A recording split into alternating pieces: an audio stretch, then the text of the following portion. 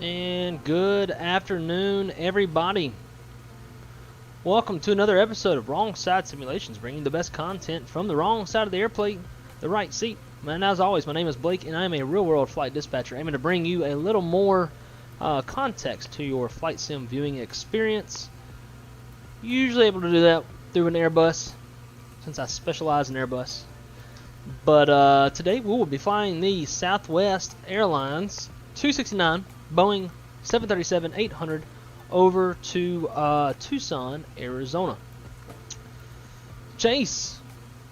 Awesome. Sounds good. Don't even know what gate I'm at. I'm at gate 44. I don't know why I can't talk today. Gate 44. Looks like I've got, I don't know how your scenery is set up, but gate 48 is open. If you want to spawn up at gate 48, that would be awesome. So for anybody who is maybe coming to check out the Ground Services XP new product that's just dropped for X-Plane for the animated ground services, I did just do an in-depth stream. Did an in-depth stream for that product on the last stream. I did put chapters in that stream as well, so if y'all are curious about that product, feel free to jump over to that video. I did put some chapters in there so you don't have to worry about skipping ahead and skipping back and trying to find what you want to see. I would say that probably the best part as far as information on ground services goes, I did a little conclusion, pros and cons, complaints, that kind of stuff at the very end, so you can jump down to the chapters to skip to that part to learn what you want to know about that product. But we will be using it on this leg.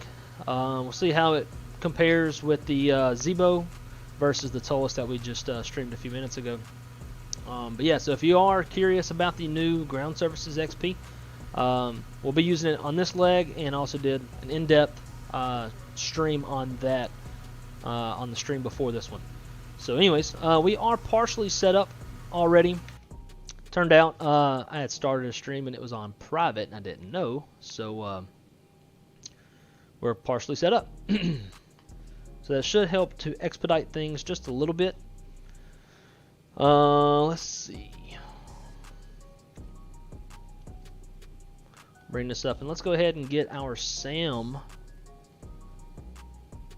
going. SIM brief.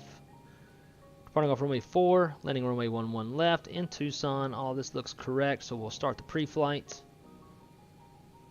We'll enable ground air, jetway. So it's going to be a 12-minute turn time. Sounds good to me. We'll even throw in a little catering. I don't think we would need our airplane clean, so we'll go ahead and... Okay. That wasn't what was supposed to happen.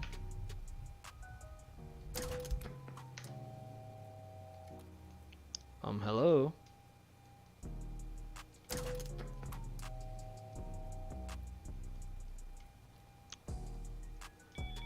Is there like a conflict with GPUs?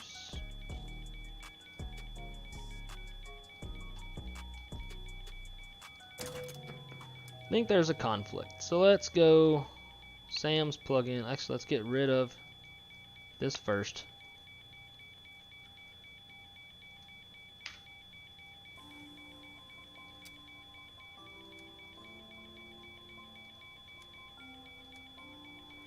And let's shut this up. Where's the daggone battery? Cool. Okay. I configure some. So we were partially set up. Now we're not. That's alright. Leave all that. Cool. Alright, let's reset SAM. I think we had a conflict with GPUs between SAM's GPU. Yeah, you can see this little GPU thing just popped up. So let's do start flight, ground power, ground air, jetway, catering. Gotta click this.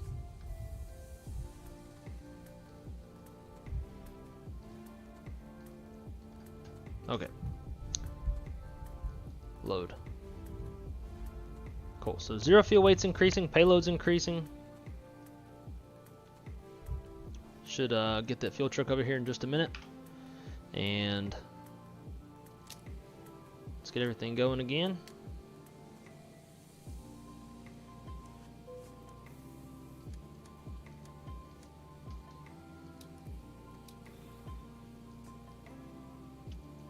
Everything else looks good. Alright, cool.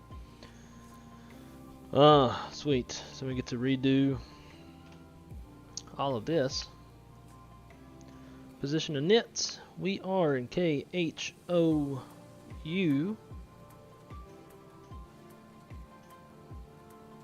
Routes. Houston Hobby. Tucson. SWA.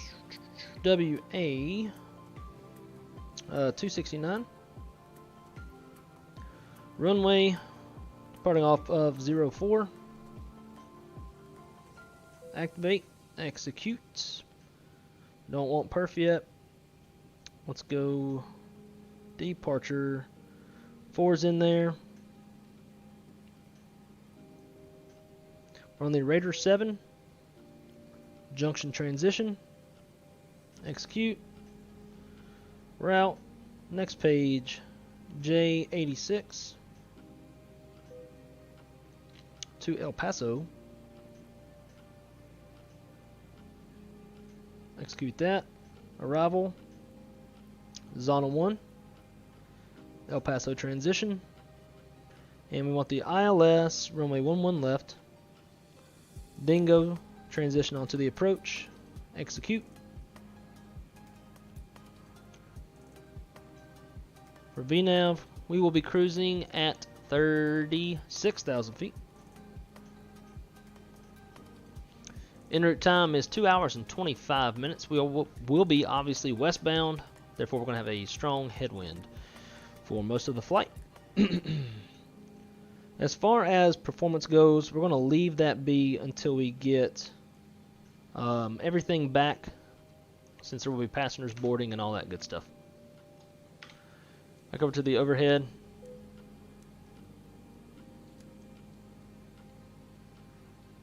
Leave all this for now. Everything looks good there.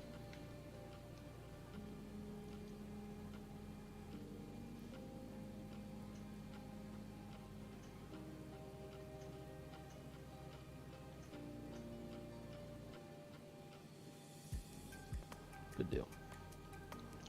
Okay, so on the departure, top altitude is 16,000 feet.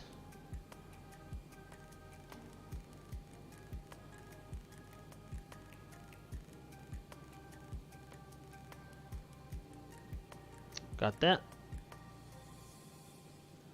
Departing off runway 4, we'll climb on heading of 041 to 560 feet and expect radar vectors to radar. So 041 on the heading. That is set.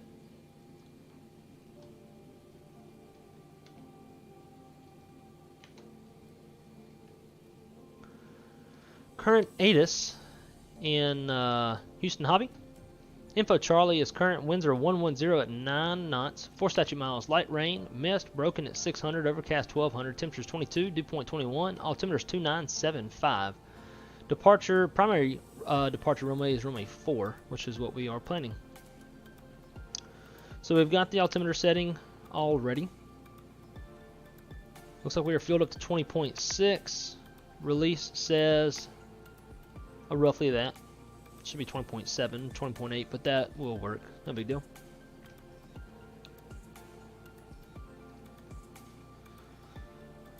Let's jump outside and see what's going on.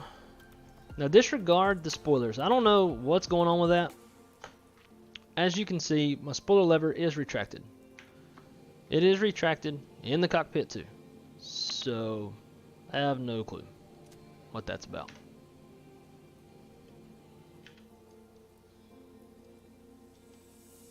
They are loading the bags.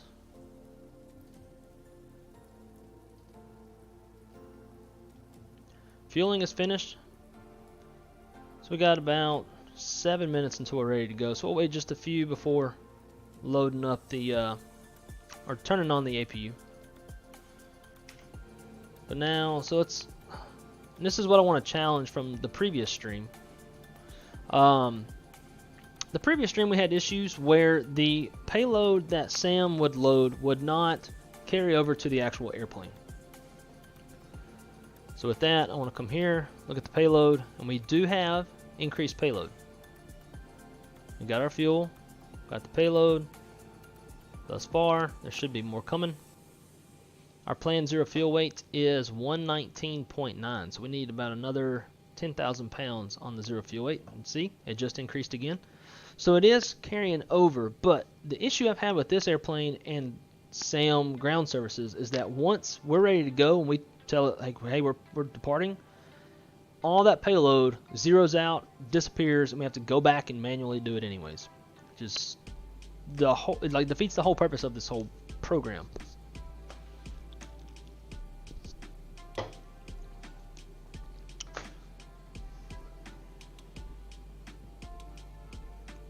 For some reason, I have infinite black screen loading into Hobby. That's really weird. I'm not sure why it's doing that. What if you jump into Microsoft Flight Sim and fly that one instead?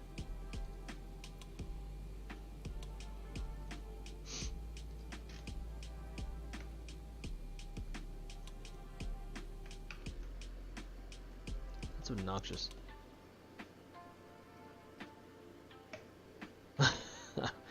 I retract the lever and it keeps on coming up. Hopefully it goes down whenever we push out.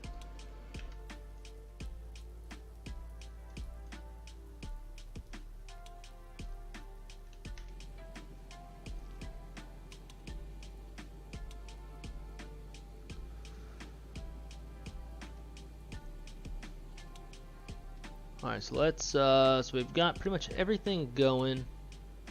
Hobby Tucson overlay looks good. Cool. Let's check out. Let's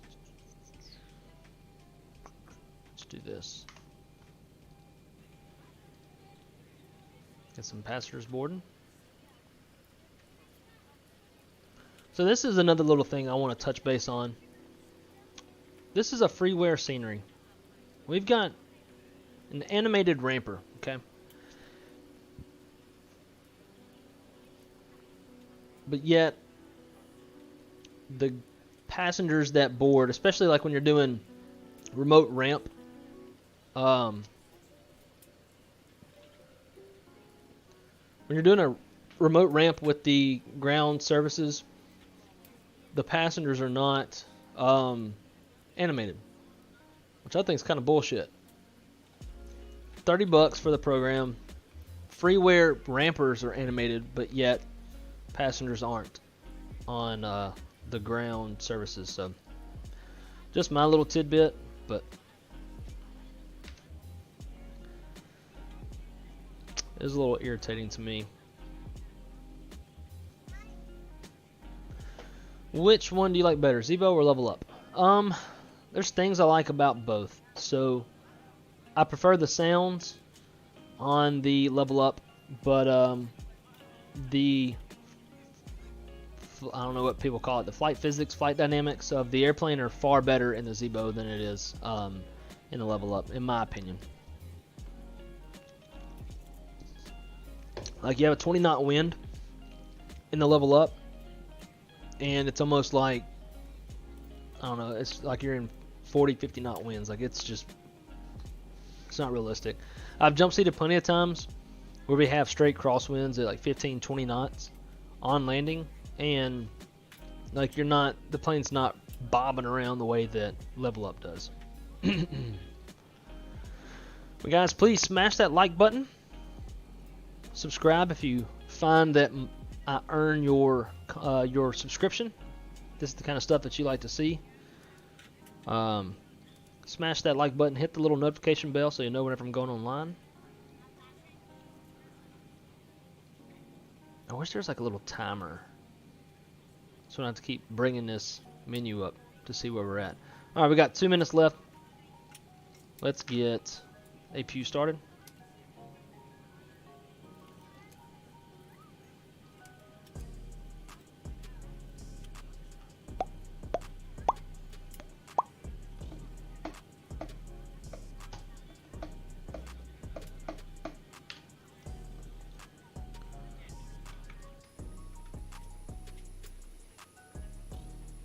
It's like, even that dude waves, but these guys don't move. Passengers don't move.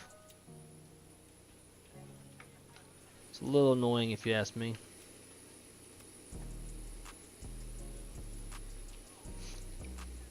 Okay, I am in the game. Sweet. Are you gonna fly, Chase? You gonna fly Vatsim where I can see you, or are you gonna just stay offline?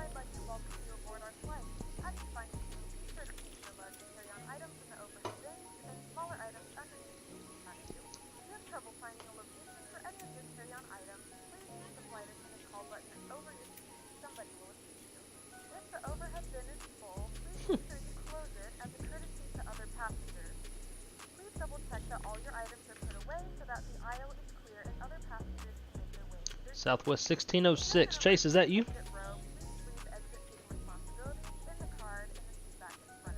Think it is. Yep, I see you on Volanta.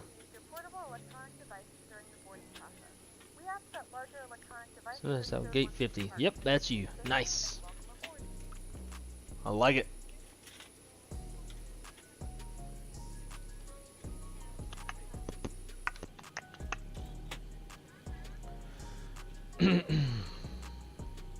So we've got our zero fuel weight. Alright, so this is the big part.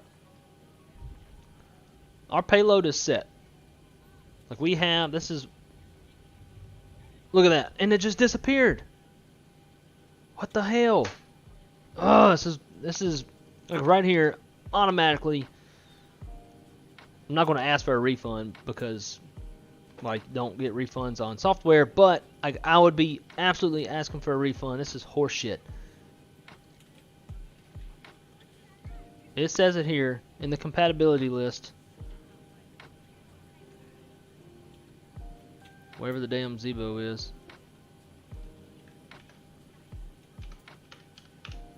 Zibo. It's all compatible except for the ground vehicles.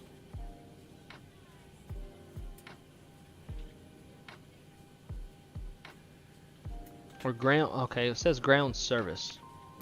I don't know. But it's doing the same thing that it did in the toeless.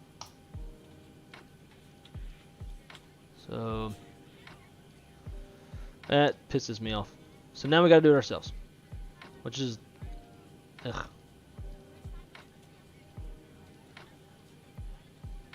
Zero fuel weight at now 113.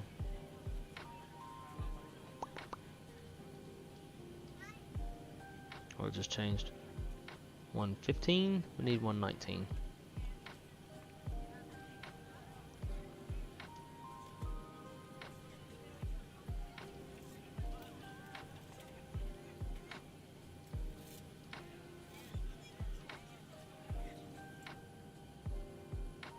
We're ready to go when you are. I don't think it's a money grab, to be honest. I think they just got some more work to do. I'll definitely hit the forums and let them know. 269 to service to Arizona. Our flight time will be roughly 2 hours and Alright, that'll work. 5 minutes. Please note the cabin door is now closed. Like the fuel works, but the payload and passengers don't, which I'm not a fan of. Okay. So APU's on. Get that on.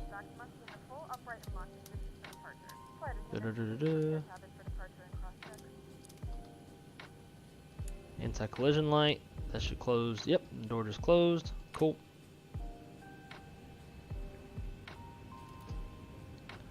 I don't really know why you would use this. Why you do pushback in SAM when you've got the little thingamajig right there, but we're gonna do it anyways. Grounded cockpit, plan acknowledged. Call me through the menu when you are ready. Grounded cockpit, tow is driving up. Okay, so now that we've got our actual zero fuel weight, all that good stuff, we'll put that in. 119.4 reserve fuel. We're looking at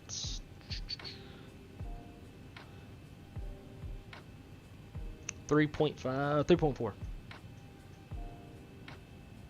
Cost index 95. Execute. Let's see, cruise wind. 271 at 106. Whoo. That's a terrible headwind. Temperatures minus 49. Okay, all doors and hatches are closed. Ready to connect. Well, hurry up. We're ready to go.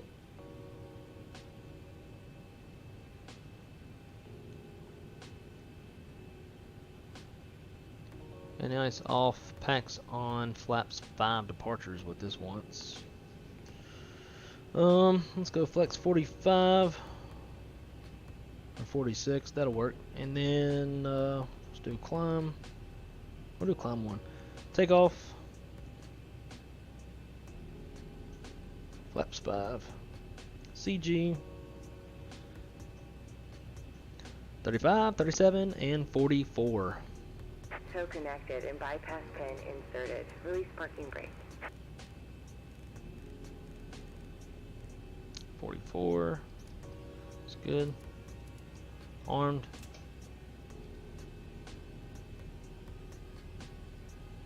Starting pushback, and you may start engines. Well, tanks.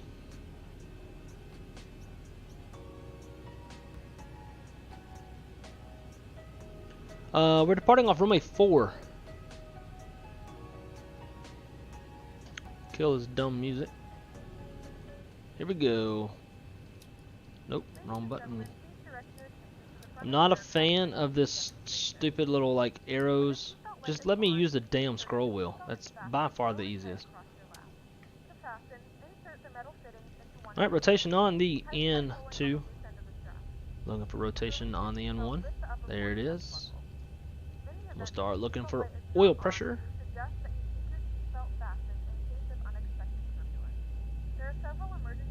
There it is. We got oil pressure increasing. We can introduce fuel.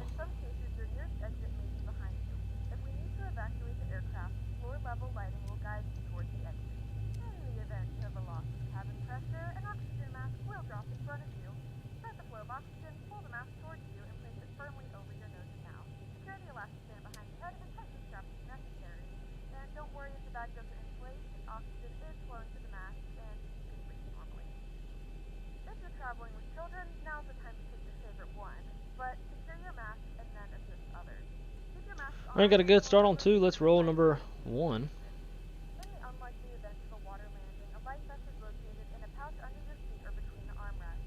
When instructed to do so, open the plastic pouch and remove the vest. Operation complete. Go ahead and set the parking brake. Hold the straps in tight. To inflate the vest, pull firmly on the Disconnecting tow. Stand by. If it doesn't inflate automatically, Oil pressure. for manual inflation. Introduce fuel. The vest is equipped with a whistle and a light. Traffic Delta 790. Taxi to 15 left.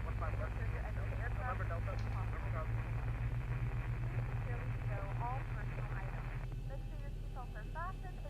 Chase, was that you that just transmitted? It was very faint. Remind you that this is a non-smoking flight, and that includes vaping. Tampering with, disabling, or destroying the smoke detectors located in the lavatory is Yankee prohibited by law. All of this information Echo and more can be found in the Golf safety card to located 4. back in front of you. We suggest reading this and Well, we got a good looking at start on number 1. Thank Packs you for back joining on. us again, and we hope you enjoy your flight. APU Tow bleed is off. disconnected. Isolation valve Bypass auto. has been removed. Hand signal on the left. Gens. We'll see you next time and have fun up there. APU off. Okay. No worries. I don't see anybody else here other than us. Maybe I have somebody in Dallas, Fort Worth. Anyways. Auto brake RTO. Flaps 5. Takeoff trim around 6-ish. TA 22.8 is on. We have no ATC as of now. Got some weather building in West Texas. Maybe it'll reach my route. For the sake of my coworkers, I hope it doesn't. But for the sake of my stream, I hope it does. Alrighty.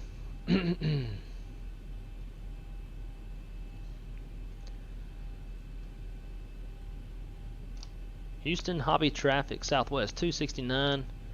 Taxi in to runway 4 via Echo Golf. Houston Hobby. Forgot what I was going to say for a second. Alright. Let's rock and roll.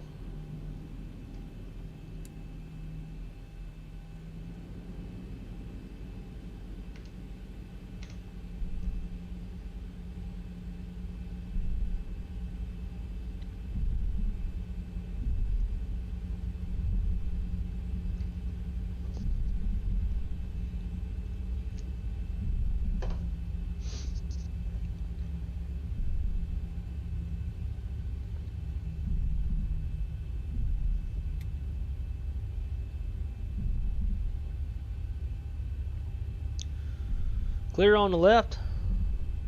Clear on the right. Chase, we'll see you in there, sir.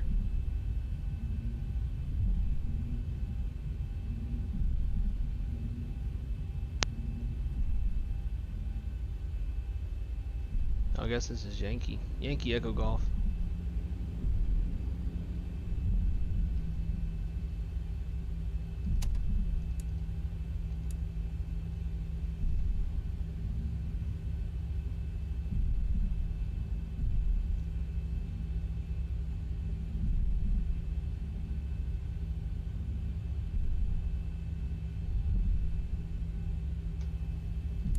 Clear for departure.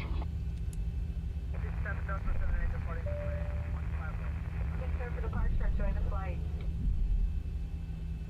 Okay, the cabin is secured. Have a good flight. Southwest 269 is crossing runway 13 left and 13 right. Dallas Love.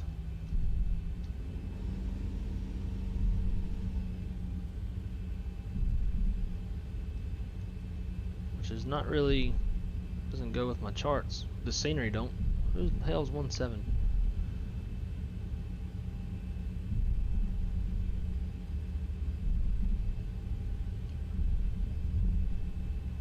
Dallas Love traffic. Southwest 269, clear runway 13 right.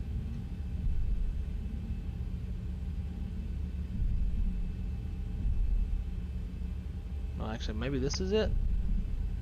Or was I just crossing? Charts look really weird. Yeah, that's 1-3 right. That's what I'm seeing on the charts. So 1-3 left, although it said 1-7 and something. Oh, we got these closed runways right here. I bet that's what it was. It was this shit. It's not alive anymore. Oh well.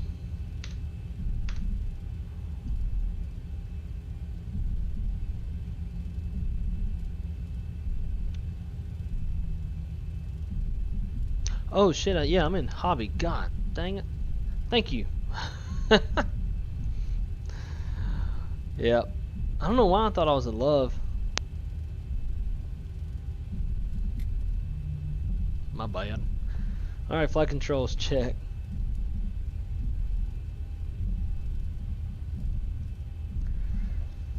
And we got full left, full right, neutral, full up, full down, neutral rudder, full left, and full right, neutral.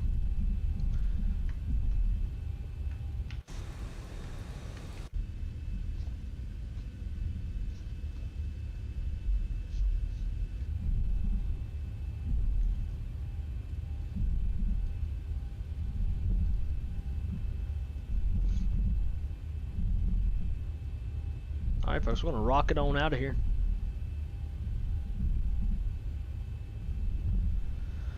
Lights and all are already on.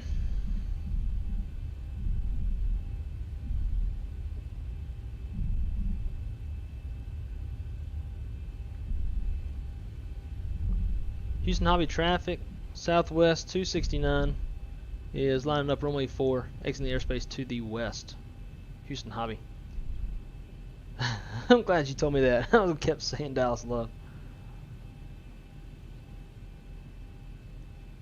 Southwest 1606, taxiing to runway 13 right.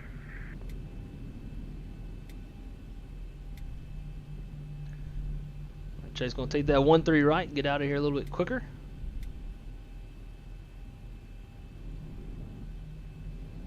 We're going to get out of here.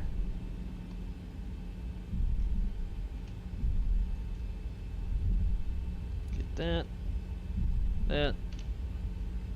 Cool.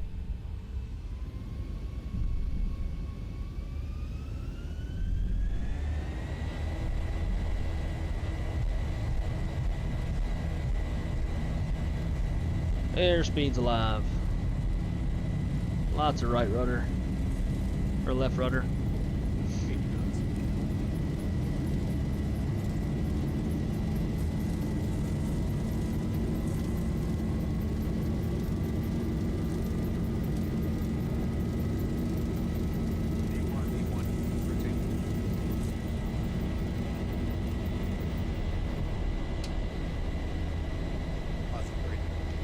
Gear up.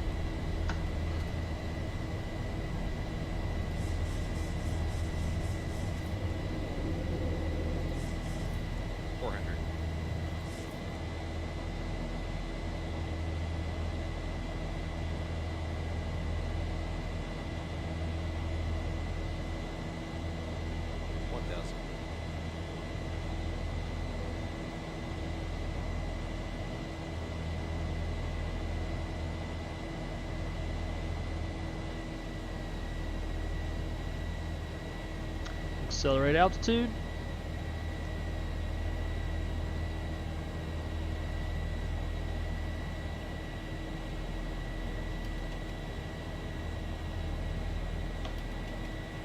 Flaps up. Let's get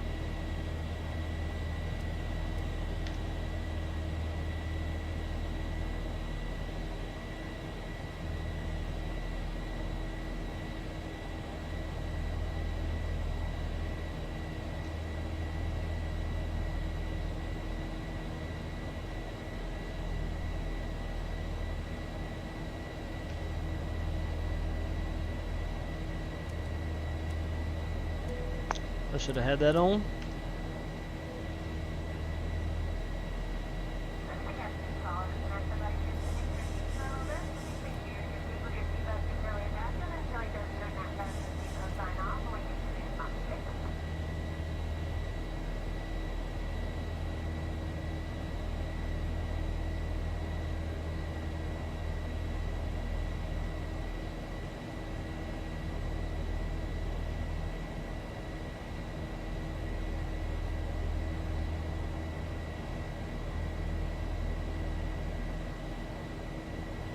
Keeping it right on those flight directors. Southwest 1606, crossing runway 13 left. Houston Hobby Southwest 269, clear runway 4, exiting the airspace to the west. Final call. Houston Hobby. Chase good sir, we'll see you in there. See you there.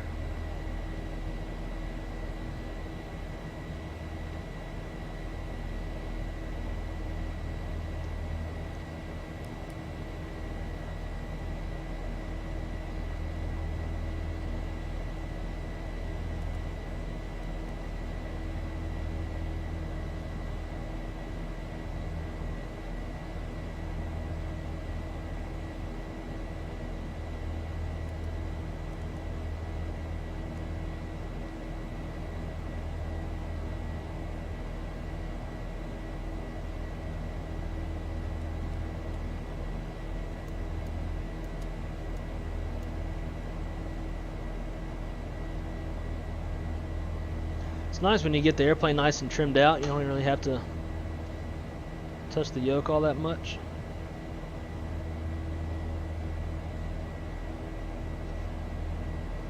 Take a swig.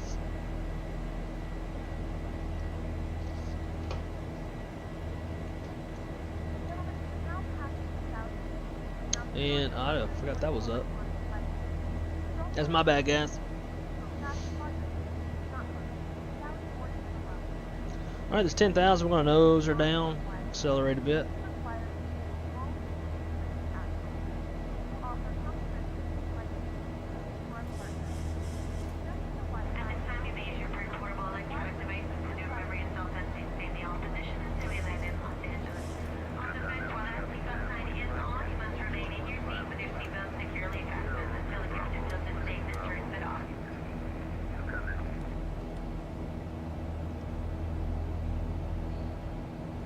Cool.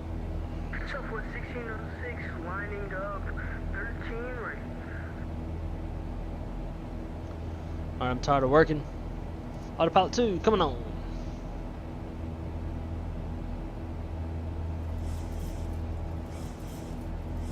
This would probably break the windshield wipers in real life because there are actually speed limits on windshield wipers. The mist is getting on my nerves. Alright, let's go RTO to off. Lock that. Southwest 1606, departing 13 right. Alright, so gear is up and off. Flaps retracted. Auto brakes off. On our way. Tucson, Arizona. I don't know what's in Tucson, Arizona, but probably be a pretty cool place to go to. Probably some nice hiking out there. I don't even know.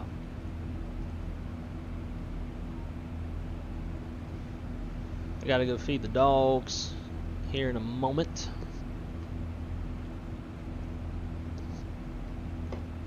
Doubt I'm gonna be on the ground before my girlfriend's home. Tough. Tough dookie.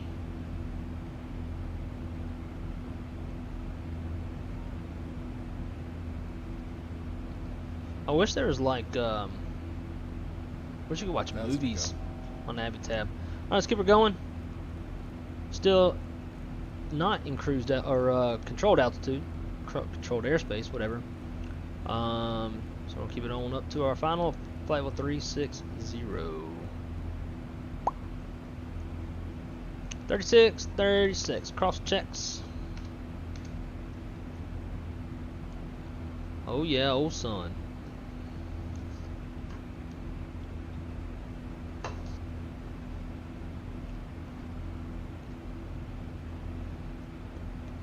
Southwest 1606, clear runway 13 right.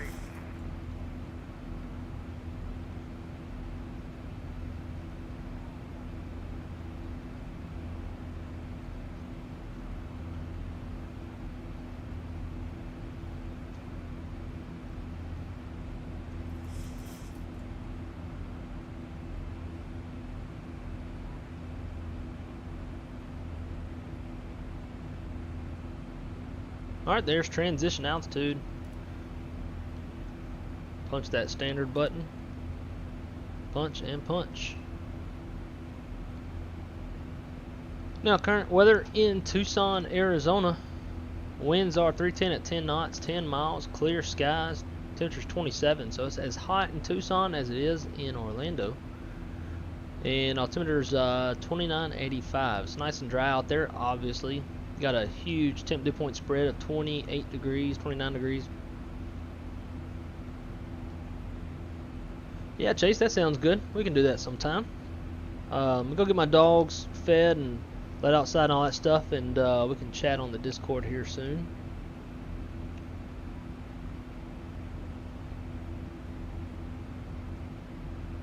And Jay, I see the video that you sent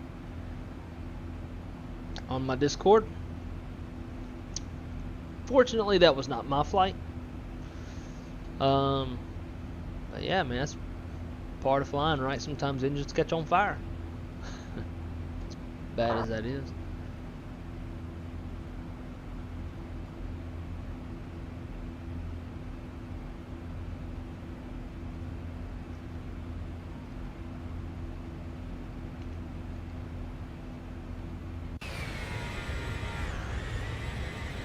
I don't know much about this view, cinematic view thing.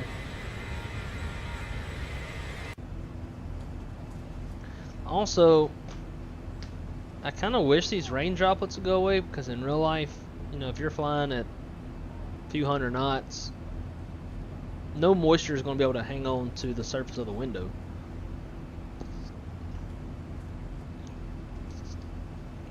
So that should not be there.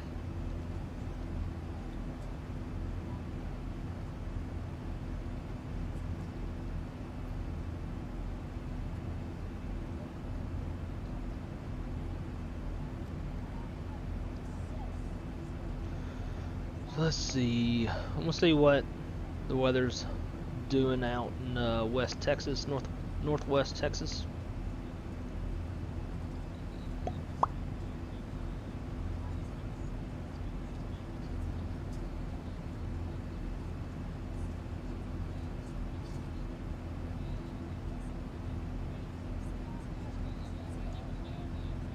Got the stationary front, so that weather's probably not going to move a whole lot.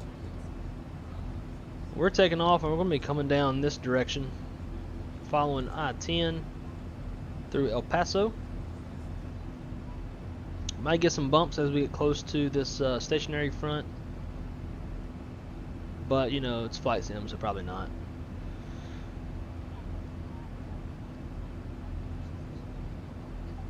But if this stuff doesn't work its way south, then we won't see any of that.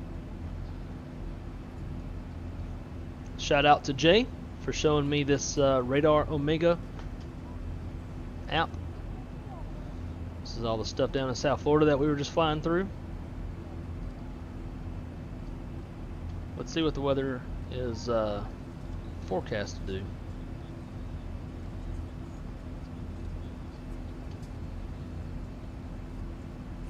And we'll just hit play. Oh, yeah, I'm supposed to build up a bit. Dallas is going to get smoked tonight. Yeah. I'm telling you, man, this... Like, I would love to live in Texas, but...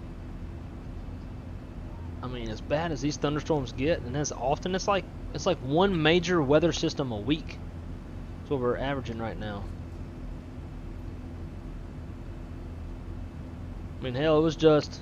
Like, this is where my parents lives, where I'm from, in Monroe, Louisiana. And it was just last week that we had a squall line rolling through that had 10 active tornado warnings at the same time. So, you know, maybe I won't live in Texas because I don't feel like getting blown away.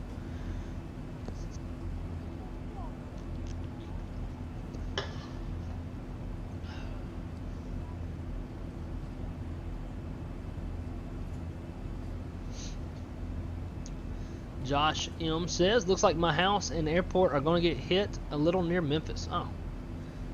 Let's pull that back up. One of my best friends lives in Memphis, lives in Bartlett. I think actually my girlfriend and I are going to swing up to your neck of the woods here pretty soon. My company starts flying to Memphis later this month, and obviously that allows us, I get to ride in the jump seat or in the cockpit of any domestic U.S. carrier for free, but my girlfriend is bound to my company. So since my company is now about to start flying to Memphis, we're going to take a trip up there probably within the next month and go see my buddy and his wife. They just had a new kid back in November, so we're going to go up there and see them. Memphis is a pretty cool place. I like the Bass Pro Shop pyramid. I like the bar on the roof, or the balcony bar roof, whatever you want to call it.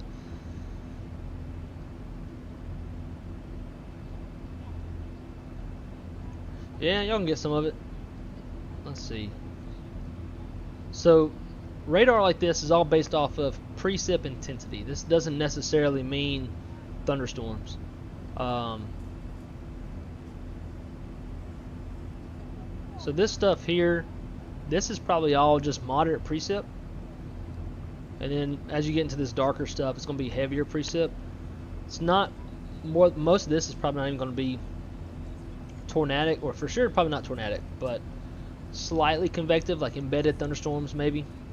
Down here with this, you get this purple and this dark red. These are going to be more of your supercells, your very convective tornadic type activity in this stuff. So you'll probably get quite a bit of strong rain, maybe some flash floods if there's some low level areas, low lying areas. But that's one thing, like whenever I'm dispatching, pilots will see a lot of this kind of stuff. Say like I got a route, I'm doing like Vegas to Atlanta, and I got them routed over this way to come down, because this is where the preferred route crosses through Memphis and works its way south. They might see this and be like, oh, you're routing me right through the weather. Actually, no. A lot of times, especially like on the north end, when we start getting to these cooler temperatures, you'll have the tops of the weather will be a lot lower. Therefore, we're able to cruise right over the weather. So I let them know, like, hey, yeah, I know it looks bad on your phone, but tops are like 20,000, 25,000 feet. We got you at 36,000 whenever, or 37,000 whenever you're crossing this area. Nothing to worry about. I'm like, oh, okay, cool, I like it, and no big deal. Which still always going to put a little bit of extra gas just in case there's some isolated tops that want to increase a little bit in altitude. They can bob and weave around those as needed. But yeah, it's typically a conversation that myself and the pilots will have whenever they see this kind of stuff.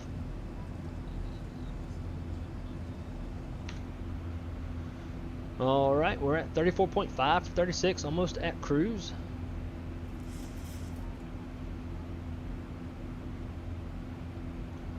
Hey, can you help me? When I got to departure arrival and select the first arrival on the right, it doesn't work. Wait, never mind. Found what I was doing wrong. What runway? I am landing on runway 11 left. 11 left. Winds are forecast to be, or actually current winds favor runway 11 left, 11 left. It will be a little bit gusty when we get there. Winds are forecast from the northwest, 10 knots, gusting to 18, and that's 11 is going to be, you know, a little more to the north. I like to look at our airport chart when I say this, though. Never mind. 110's definitely a little bit more to the south. So we should probably be landing on runway 29. 29 right. There are no ILS approaches for 29 right, only RNAV, and I haven't really shot too many RNAV approaches in the 737, so I'm a little hesitant to do that.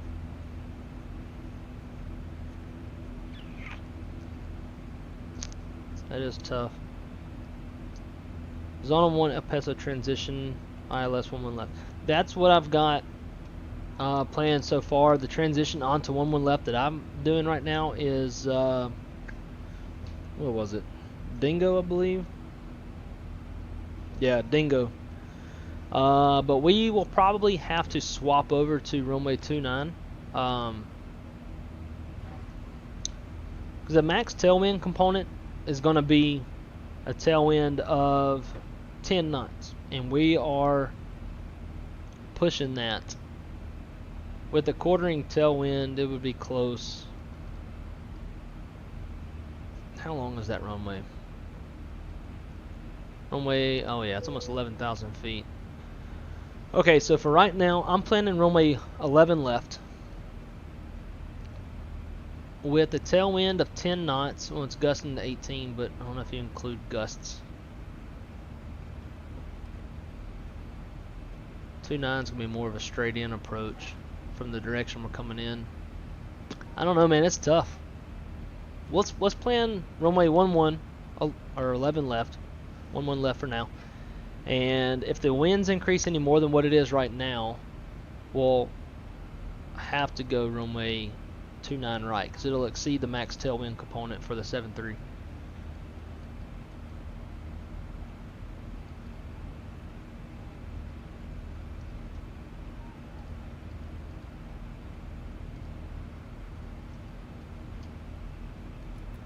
Alright, center fuel's out. We'll cut off center fuel pumps. Everything else is looking good. Give me those sticks asks, how do you do an RNAV approach? Honestly, in the 7.3, I don't really, I'm not as versed in it. I'm a real world dispatcher. I dispatch Airbuses. I jump seat like most of the time. I'm on an Airbus because I typically fly my company when I can. So we have such great pilots. They're a lot of fun to fly with. So I haven't seen. I don't know if I've ever even seen an RNAV approach in a 7.3. I've seen plenty in Airbus, but every time I'm in a 7.3, we're always shooting ILSs. But really, to be honest, I'm not totally sure. I'll select it. That should tell the airplane that we're doing it, and then for the most part, everything should be GPS based from there, all the way down till we get close to approach. But honestly, man, like, your guess is almost as good as mine. Yeah, I mean, I'm a flight dispatcher for a major Part 121 company here in the States. So I don't know if you know what a dispatcher is. A lot of people don't, but I think most of us in the flight sim game have an idea what dispatchers are. A flight dispatcher is a person that exercises joint responsibility with the pilot in command. So we initiate, conduct, delay, and terminate flights. So we will plan them. So it's kind of like SimBrief, right? Like you got SimBrief, which is a very generic flight planning software. And with real dispatch software, we have a lot more control, and there's a lot more stuff that we can do. But basically, dispatchers will plan the flight. We'll determine altitude, route, what else? Like SIDs, stars, departure runways, arrival runways, taxi fuel. We try to. We're kind of like the coach, I guess. We're the coach, and the captain is our like quarterback, I guess. Except we'll have a bunch of quarterbacks, and so we kind of draw up the game plan. We have a good overview of the big picture. So we're planning like Detroit's de-icing, so we're going to give like 2,000 pounds of de-ice fuel, and then once we're off the ground, we're going westbound. The optimal winds are at 30,000 feet, so we're going to do 30,000 instead of higher up like we typically would, because the winds are better at 30,000. But we got turbulence over the eastern frontal range of the Rockies, so we're going to put a little extra gas on that in case we need to go lower to get below the bad rides. And then when we get to Vegas, there's thunderstorms, so we've got an alternate. We got gas to hold. We got gas for attempted approaches in case we have low-level wind shear, all that kind of stuff, right? Like we see the big picture. We have high traffic volume at this time, so we're planning extra gas in case there's metering or vectors for spacing or hold for spacing, stuff like that. We're involved in medical emergencies, mechanical emergencies. We are kind of the captain's right-hand man. We try to supply them with every bit of information that we can that is relevant, that is easy to decipher, and that way they can make their best decisions that they need to ultimately get on the ground safe, hopefully at the destination. Although we don't always end up at the destination. Sometimes we divert, but a divert or a diversion is not a failure. So yeah, it's a fun job. We get to see and do a lot of cool things. We get to ride around in the cockpit. Every day is different for the most part. Some days are brain-numbingly boring when it's beautiful and VFR everywhere, which you try not to become complacent on those days. But yeah, it is by far the hidden gem of aviation careers. You get to like put your head in the same pillow every night. You don't have to live out of a bag and travel like pilots do, but you still get to ride in the cockpit. You get to speak the lingo. You get to be part of the team and do all the technical aviation stuff. It's definitely like the perfect medium between being a pilot and not being a pilot or doing something else in aviation. I got my start as a ramper for Delta Airlines back in the day, and that's when I learned about dispatch. And I got my dispatch license, which takes about 5 weeks, and went and worked for Trans-States Airlines in St. Louis, Missouri. Did that for a couple of years, kind of paying my dues, and now I'm at a major airline, and the pay is really good. The benefits are pretty good. I mean, obviously benefits change from company to company as well as the pay. But it is, although it can be stressful and it can be hard, our jobs are very much problem-solving type of a job. Now, honestly, like at this point, a lot of people ask me like if I ever plan on going to fly. I'll probably get my PPL and maybe a little bit more after that, but I do commute as of right now, and I stay in a crash pad with a bunch of pilots, and I see a lot of the stuff that they have to go through and a lot of the things they have to deal with between medical issues or people who are just drunk on an airplane acting stupid, bunch of stuff, having to live out of a bag, having to leave home, leave their families, leave their comfortable house to come sit in a crash pad and just sit around all day while in reserve and not fly at all, and then turn around and go back home after their 4 to 6 days, however long they're sitting. There's just a lot of stuff I've seen these guys have to go through, and they definitely deserve the higher pay that they get compared to what dispatchers make. There's so much more that they have to know, from memory items and flows and company policy and regulations, and I mean there's just so much that goes into it. As a pilot, they can have it. I'll do what I do. Although my only fear with dispatch is that will go away one day in the not so terribly distant future, just because everything is becoming so automated. If it wasn't for the FAA, dispatchers probably wouldn't exist in the States. I don't think dispatchers really exist all that much overseas, to be honest with you. So if anybody out there who ever watches this stream is ever curious about doing something in aviation, but you can't really afford to become a pilot, or you have medical issues or something like that, go get your dispatch license. It takes 5 weeks. The first 2 weeks are hard. Won't lie to you. You have to learn, and you have to learn and prepare for basically the dispatch version of a pilot's ATP. And after that, it's easy. You learn how to flight plan, which is not hard at all. Then you go get a job at a regional and pay your dues.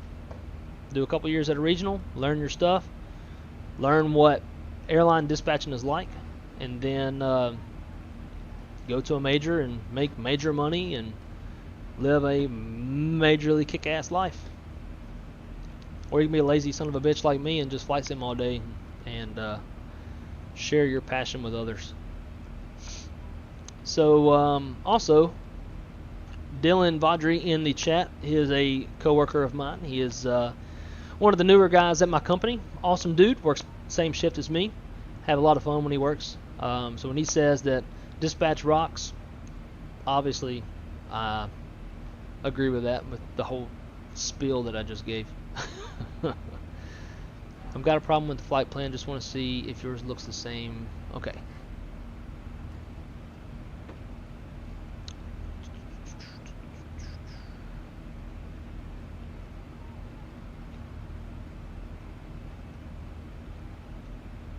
So everything, Chase, with yours looks pretty good. That intercept, that is if you go missed. So if you go missed, basically it's just saying that you're going to fly and hold at Romeo Yankee November. Nothing more than that. So that part you don't have to worry about. As long as everything further up is better, or is how it's supposed to be, that's what you want. Looking at your nav display, everything looks pretty good. That dingo part, honestly, and probably what I'm going to do, I couldn't find, there was two transitions for the approach. There was dingo and there was sand. I couldn't find sand on the chart. So I went with dingo, but what more than likely what I'm going to do is when I get to Otuk, and I'll put this in the chat so everybody can see, so we're not all blind. I'm going to get rid of this dumb camera. When you get to Otuk, from here, I'm not going to go to dingo, because it's kind of dumb. I'll probably cut off the rest of this. I'll get low early, and then just turn final at that fix. I'm not going to fly this whole little thingamajig, as long as we end up flying the ILS 11.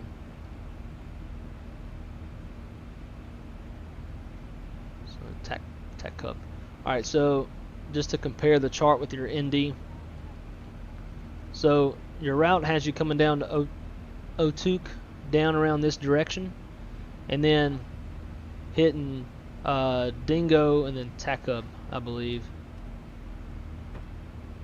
Something like that. So what I'm probably going to do is I'm going to skip that. When I get parallel to Lip T, I'm just going to make a left turn and intercept Lip T at 6,000 feet and join the ILS, instead of doing all this little bobbing and weaving yours has you doing. But that's something that I'll do when I get there, instead of trying to do it now. I mean, I could do it now, but I like to leave it just in case end up, like, if I end up too high or something, I can end up flying all of that to get back down to glide path.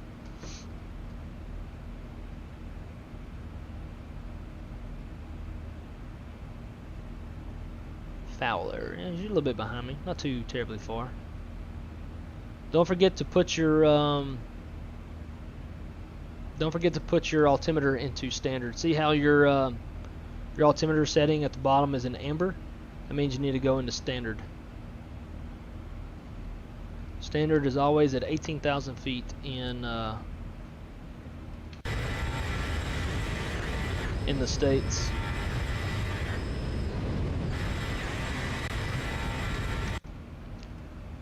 Got some weird. Where are they at?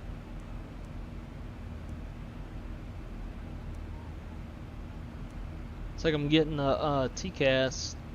Like I can see somebody on TCAS. It says plus 02, like 200 feet above. I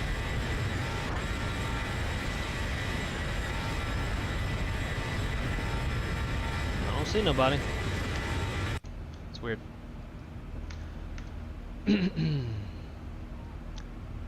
Best of all, yeah, and that's exactly what I tell most people whenever, I haven't been drinking and I can think straight. But it's definitely best of all worlds. Pilot ATC dispatch coming from someone who has their PPL and also have worked traffic in ATC tower. There you go. A better person to talk to about it than me, because I definitely haven't controlled no traffic, and I don't even have my PPL. I have flown plenty of small airplanes, just haven't like been official about it. I have some friends in places. Who's that? Oh, I guess we're in line with someone. They're not on Vatsim, whoever it is. Maybe it's the Southwest. I don't know. That's Chase. He's behind us. Well, we're trailing someone.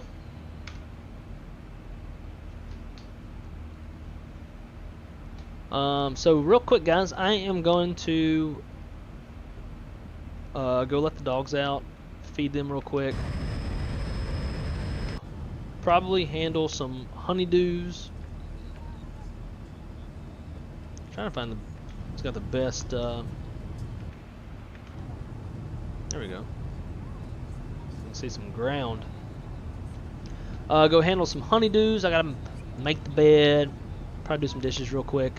And then I'll be right back with you guys. Yeah.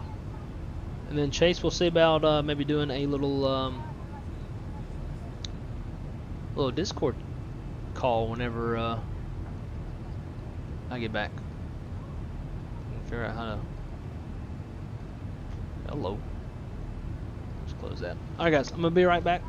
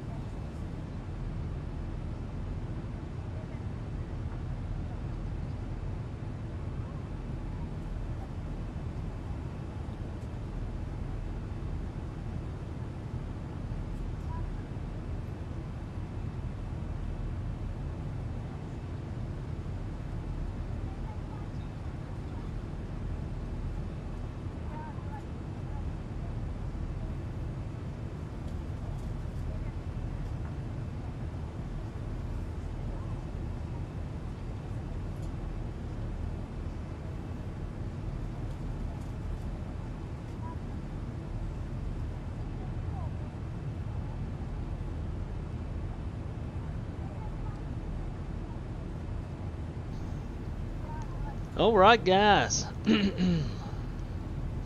honeydews are complete.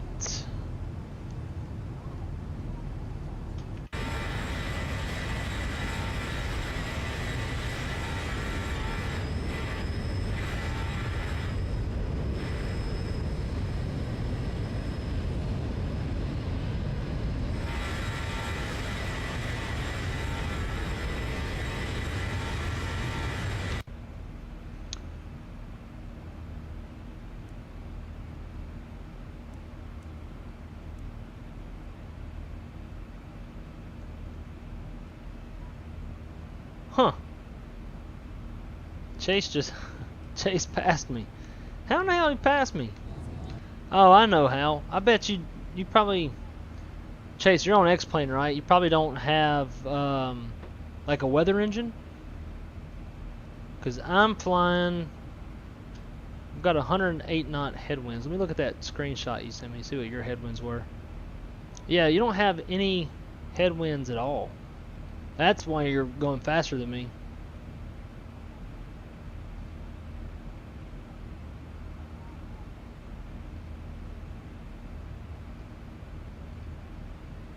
See you on TCAS.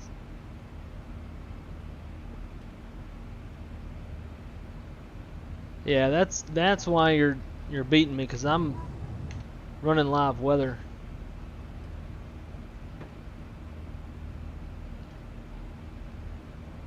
Where's, yep. So I got my route into my weather engine and everything. So that's how you're beating me. If you had live weather running and you had 108 knot headwinds, you would not have passed me at all. What is your ground speed currently, Chase? I am ground speed 357, true airspeed is 463.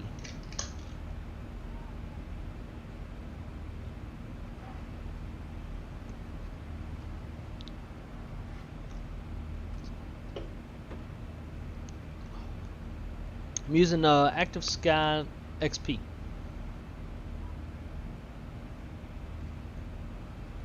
This ortho looks nice. Way better than default stuff. Interesting how it goes from like green to barren.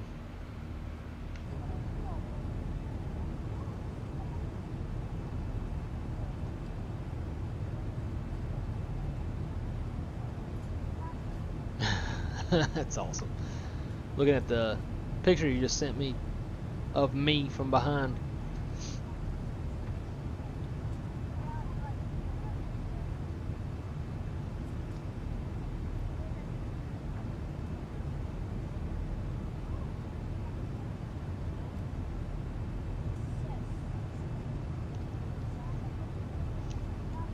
Sure, Chase, I'll give you a call. Let's see me turn down the sounds on here a little bit. Well, let's give Chase a quick call.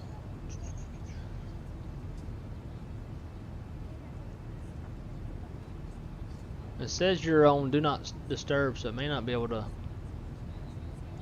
let me call you.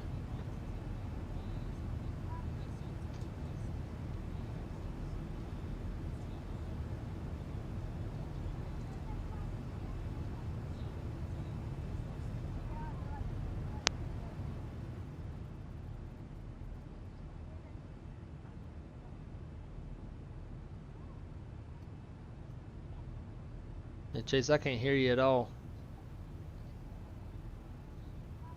Let me go to my audio real quick. Make sure there's nothing. That's why. You know.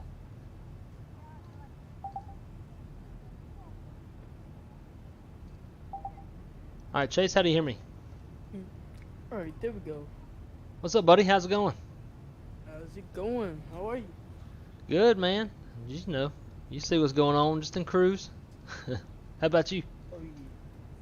Same thing, just cruising at 36,000 feet. Somehow I passed you, but like you said, it was because of the weather.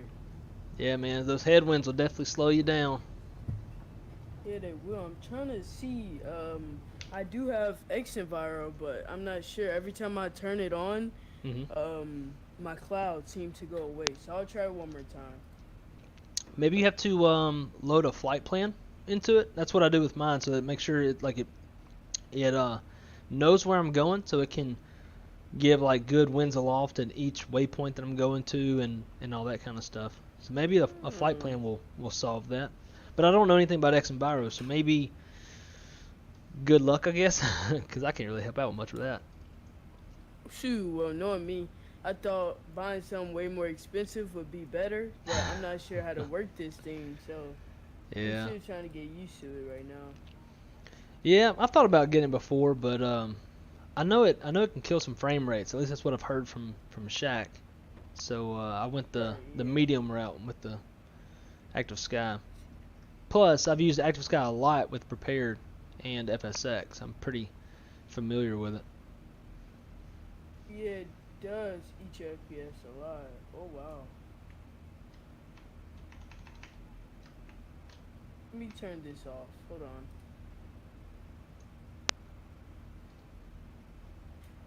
Yeah, and every time I turn it on, like you said, it eats the frame rates, and then eventually it disconnects you from Xpilot. So I might just switch over to Active Sky. Yeah, it's like I'm not sure $20, why. I believe. It's not too terribly bad. Oh yeah, here it is. So it says it's 35.99 euros. So Yeah, that shouldn't yeah, be. it's Let not me look. bad. If I remember when I've got it, and I got it not too long ago. Active XP. Alright, here we go.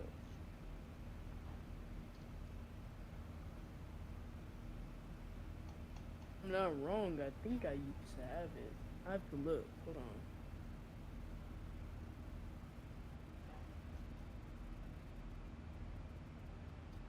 Have you flown the MD-11 yet? I believe you have, I'm not sure. Not yet. I'm about to be gone for about 3 weeks. I've got 2 days of recurrent training tomorrow for my company. We do a biannual recurrent training. And then I go down to South Florida to work for 7 days. Then I go home to Louisiana to visit family for 7 days. Then back here, or back down to work for another 7. And then finally home. So I'm planning on, once I get back, I'm going to get the MD-11, probably the Tolus 340. And then EQ, which is his name, and his real name is Jay, that we see in the chat all the time. He is interested in becoming a flight dispatcher as well, and he's looking at going to maybe trying to get a job at Republic Airlines or Airways in Indianapolis, where he lives. So he has been taking a dip into the Embraer 175, and so that's kind of got me thinking about it as well. But I figure as far as the MD-11 goes, I'll just wait until I get back from my little 3-week, being gone-ness, and let them try to work out the kinks that they got right now. And hopefully it's squared away by the time I get back and can actually fly it and land it and all that stuff. Yeah. Okay, so it says here. I'm trying to Alright, find yeah, so- a link to it. The Active Sky. We might be able to get ATC a little bit. We have to, I think we go through MMTY Center, so we Now might- we'll be just to the north of it. That's I don't know what the name of the actual center is, but that's in Mexico, and we're going to be just north of the border. So we won't actually touch them. Let's see. Houston. Man, I'm never doing medium or long hauls in Microsoft Flight Simulator anymore, only because after 2 hours of flying in Microsoft Flight Simulator, it starts to glitch, the sounds start to shudder, it hurts your ears, so my landing rate was negative 378. Yeah, it's a little firm. It's not too bad though, not I just, compared to some of yeah. the stuff I've had before. Yeah, you're right, it's not bad for constantly lag and FPS drops. Yeah. That was going into Chicago. Yeah, O'Hare. Yep. Do you have the Chicago landmarks installed or midway installed? I have that installed, and actually I have every single Chicago thing that you get. I got Joseki, landmarks, and midway. I got, I think is FS Dream Team Chicago O'Hare. I have the KPWK Airport, the Chicago Executive. So yeah. That's probably what's doing it. I know for me, whenever I installed the Dizweki Designs Midway, that absolutely murdered my frame rates. I don't know if it's that airport or if it was something that I had going on with my computer, because a buddy of mine, and you might see him in the chat every now and then, a guy named Tony S. He actually put my computer together over at Jetline Systems. They specialize in flight sim computers.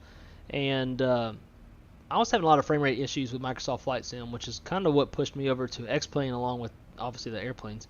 And we did some troubleshooting for about 2 hours and ended up just doing a fresh reinstall. And it seemed like it made my frame rates a little bit better, and I haven't gone back into Chicago since making my frames better. But nonetheless, Midway is so detailed. There's so much stuff on the ground that's probably what's doing it. And it's such a, I'm not gonna lie, it's such a small airport. Like one time, I was going into Midway in real life from Atlanta in the 717, and it was very cloudy. You couldn't see anything, and I guess they had the auto land or they saw the runway at the last second. Cause like I just said, you couldn't see a thing. It was just cloudy. So we just slammed into the runway, and it felt like we ran off the runway for a second. I was flying by myself, so I had to grab the guy that was sitting next to me because I was scared. Oh, so that was in real life? Yeah, it was real life. It was crazy. That's probably the worst landing. I've been on Spirit once, and even their landings aren't that bad. Yeah, Spirit's as much flack as Spirit gets for a lot of stuff with the way that we market and all that kind of thing. Like, you know, the a la carte stuff that people don't really like. Most of the time, their landings are pretty on point. Yeah, I don't know why people think they're so bad, but I mean, they're decent. They're not the worst. They're not the best, but yeah, it's crazy that they're merging with Frontier. It is. It is. It's going to bring a lot of change. Bring a lot of growth. They say. You never know. Some of the mid-level management probably get let go, because that's usually what happens. But yeah. I've been approached a few times about becoming mid-level management, and I'm like, nah, you know what? I'm just gonna stay where I'm at. I'm not going up. It's just so I can get fired later on. No thanks. So you said you're a dispatcher. So Yep. What does a dispatcher basically do? It's like air traffic control, or are you on the tarmac?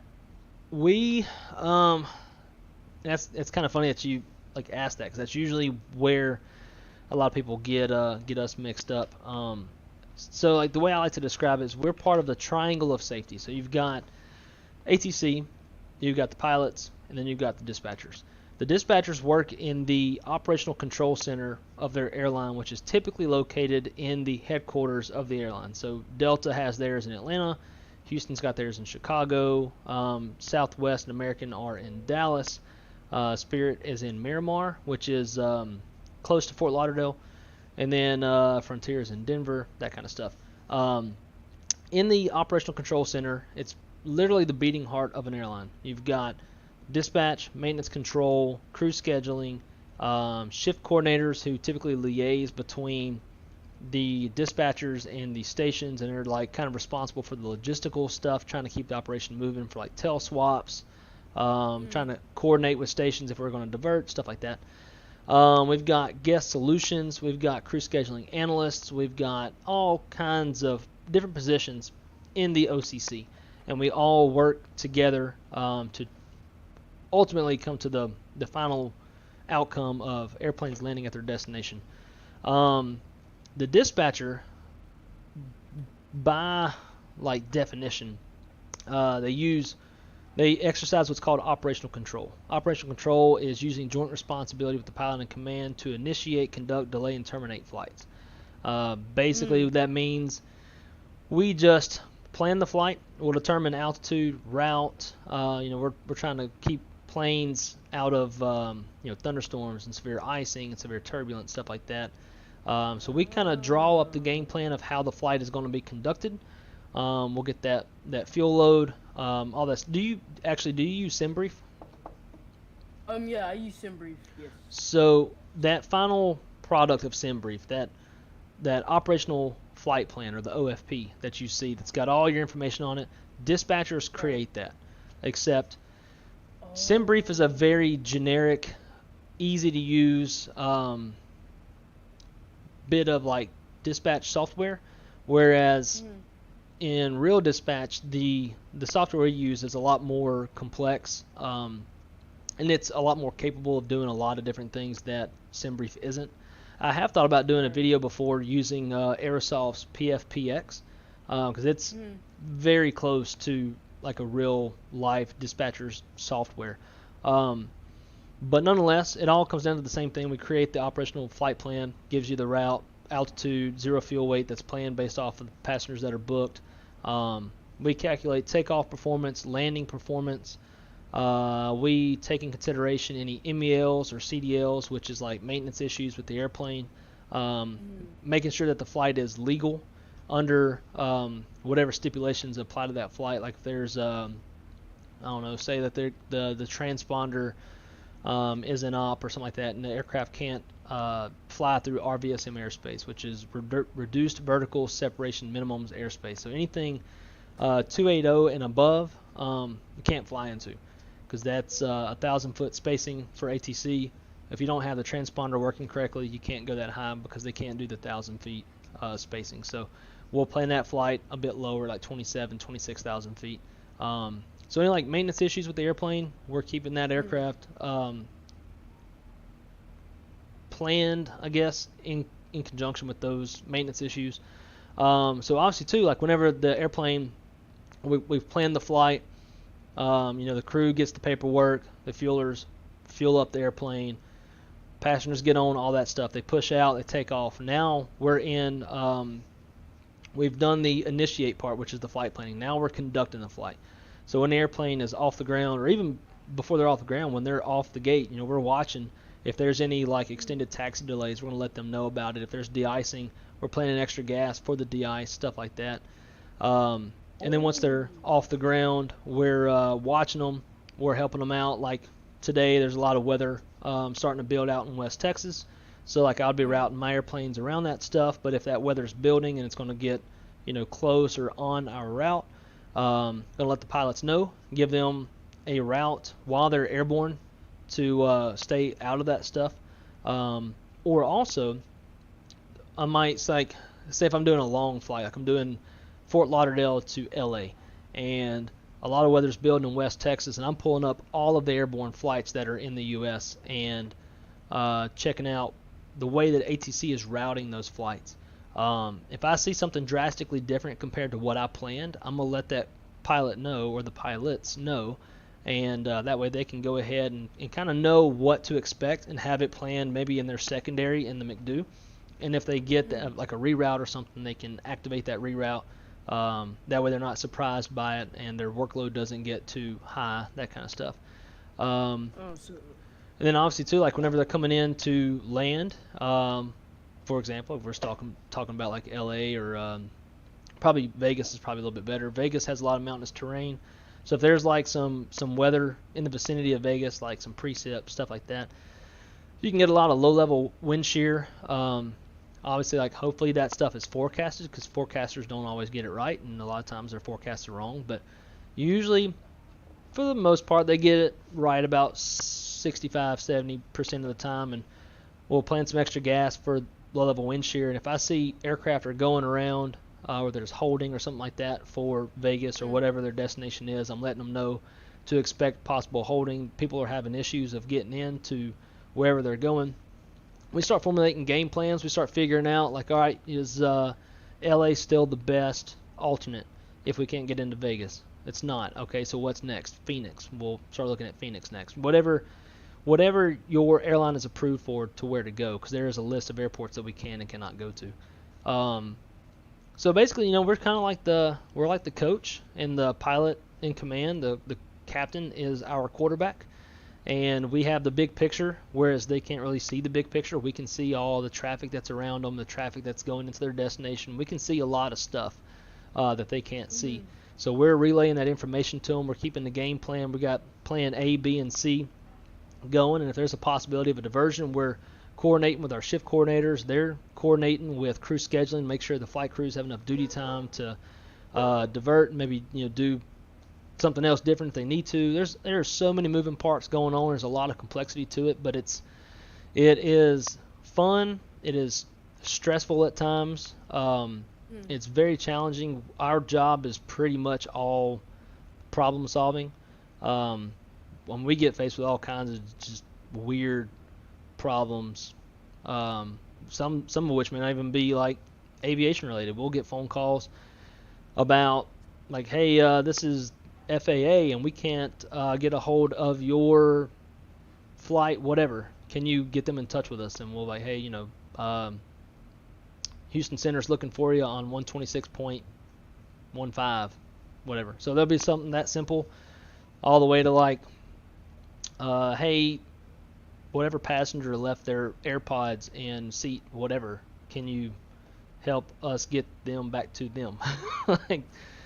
So some stuff that's not really like in our realm that we should have to deal with, we still do, because we want to help our passengers any way that we can. We are in the business of getting people from A to B, and we want to try to provide a good customer service whenever we can, like, because we don't really deal with customers. Our customers really are the pilots, but every now and then we'll get some weird phone calls. In fact, last week I had a phone call. I don't know how, but a passenger found the number to our office, and my phone on my desk rang. And there's this guy who was just looking to change his flight schedule. He wanted to change his flights, and it would have been very easy to be like, hey, well, actually, this is the wrong number. I plan the flights. I don't, I'm not customer service. So Google the number and have a good day. But I didn't, try to go the extra step and go find the number for them or get them in touch with somebody who can help them better than I can, and then do that instead of just being lazy. So we get all kinds of weird stuff. We get a lot of maintenance issues. We'll see a lot of that stuff. There'll be issues, like I've had flights that take off and then lose an engine on climb out. What? And I've had to contact tower and declare emergency for them, or to confirm that they have declared an emergency. I've had to call tower and be like, yo, this guy doesn't have enough fuel to hold. Say it like, I don't know, back to Vegas, because I think it was Vegas when I had this issue. Vegas had an isolated heavy rain shower move over the field. It created some low-level wind shear, and the flight didn't have gas to go anywhere because this stuff wasn't forecasted. And I had to call tower and be like, hey, I need to declare a fuel emergency for this flight, which means they can no longer take any undue delay. They got to get in as fast as possible, so they get priority handling and stuff like that. So I've had to declare emergency for flights before. We get medical issues all the time. I've had a few people die on my flights. All kinds of crazy stuff. So it's a very interesting job nonetheless, but it's a lot of fun. Like I always say, I get to ride in the cockpit on any domestic U.S. flight on any carrier, and see the action from up front. It's by far the best point of view, and I wouldn't trade it for the world. That's wow. So y'all do a lot. Yeah, we do a lot. We coordinate with ATC all the time. It's all the time I have to call tower or Tracon or traffic management unit and coordinate with them a route. If there's we'll have some issues sometimes, especially coming into Florida, where all the SIDS and stars and airways kind of bottleneck through North Florida. And if weather develops from west to east across North Florida, it'll kind of cut a lot of stuff off, and they'll come out with what's called an airspace flow program, and it's to try to mitigate traffic issues for all the carriers. But trying to dumb it down.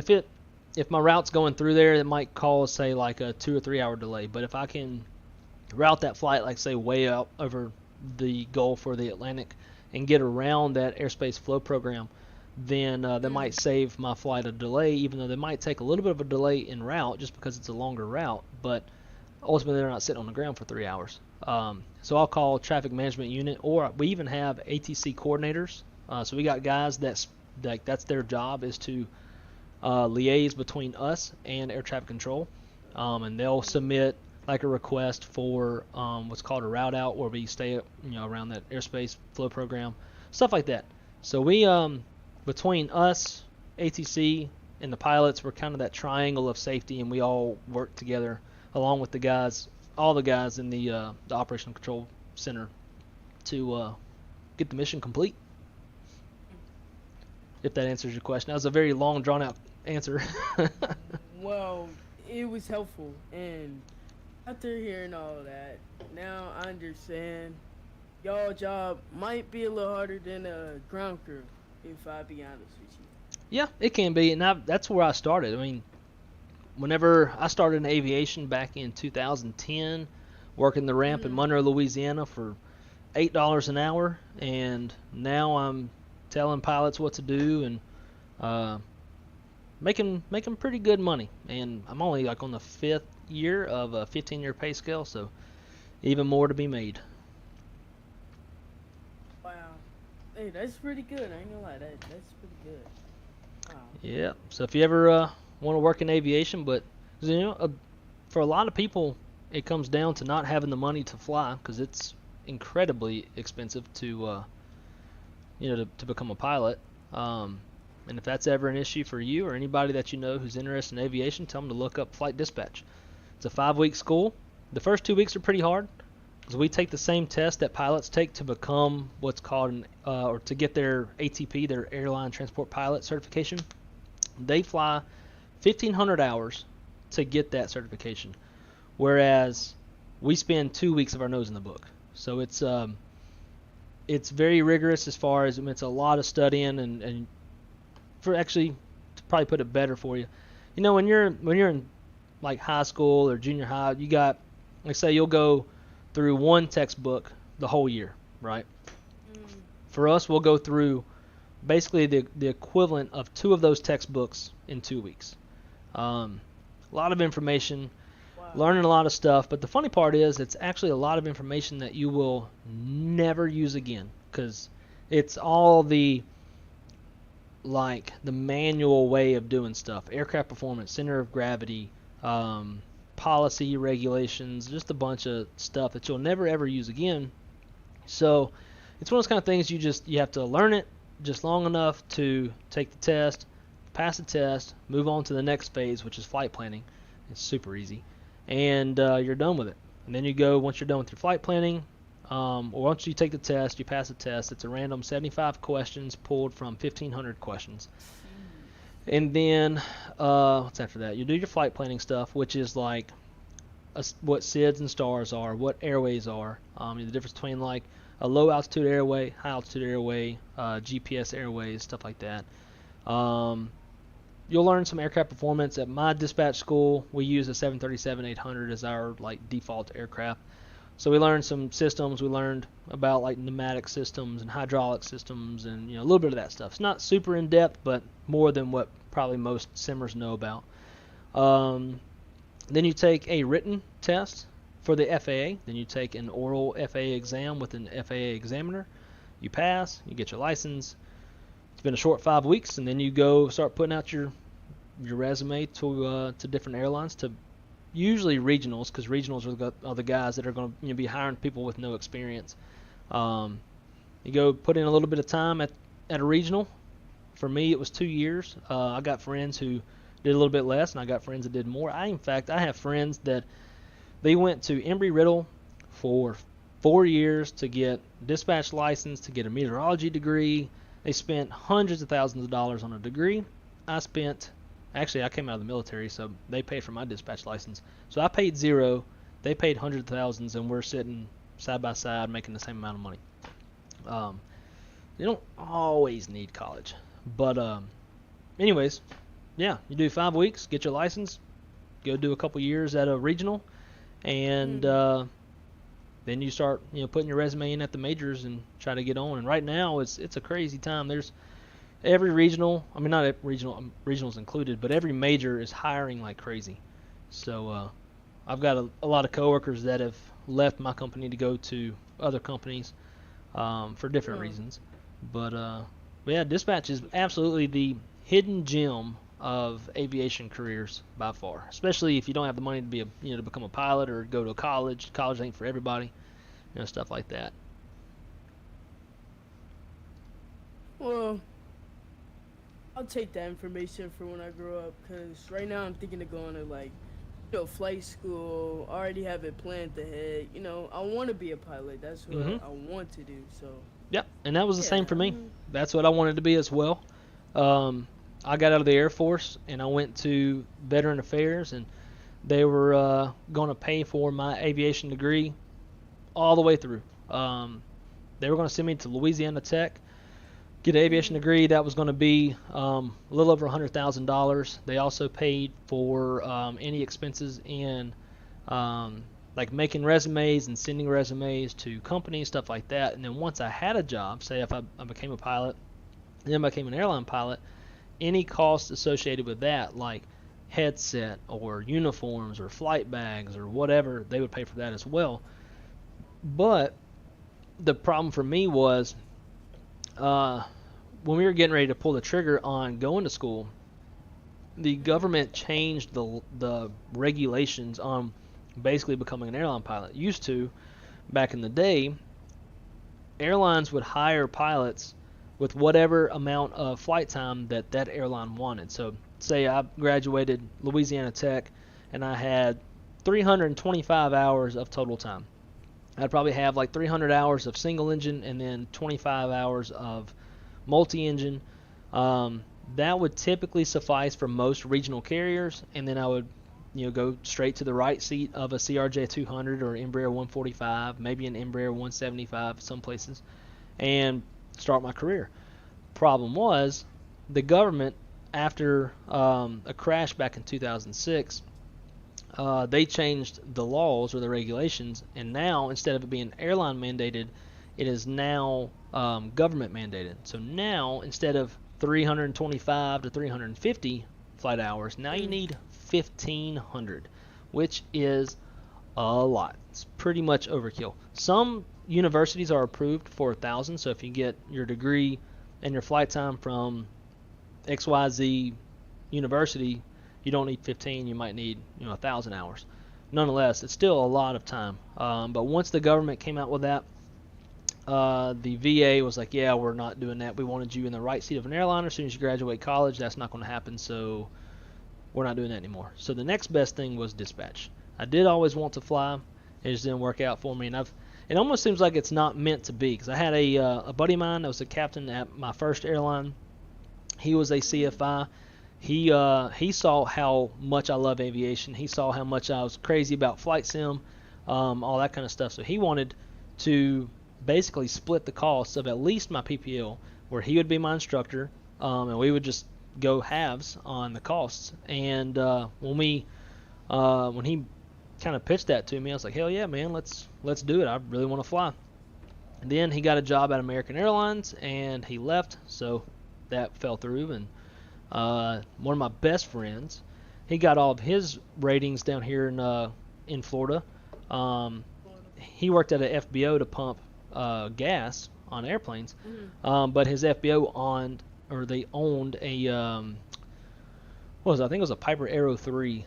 But anyways, he was a CFI as well.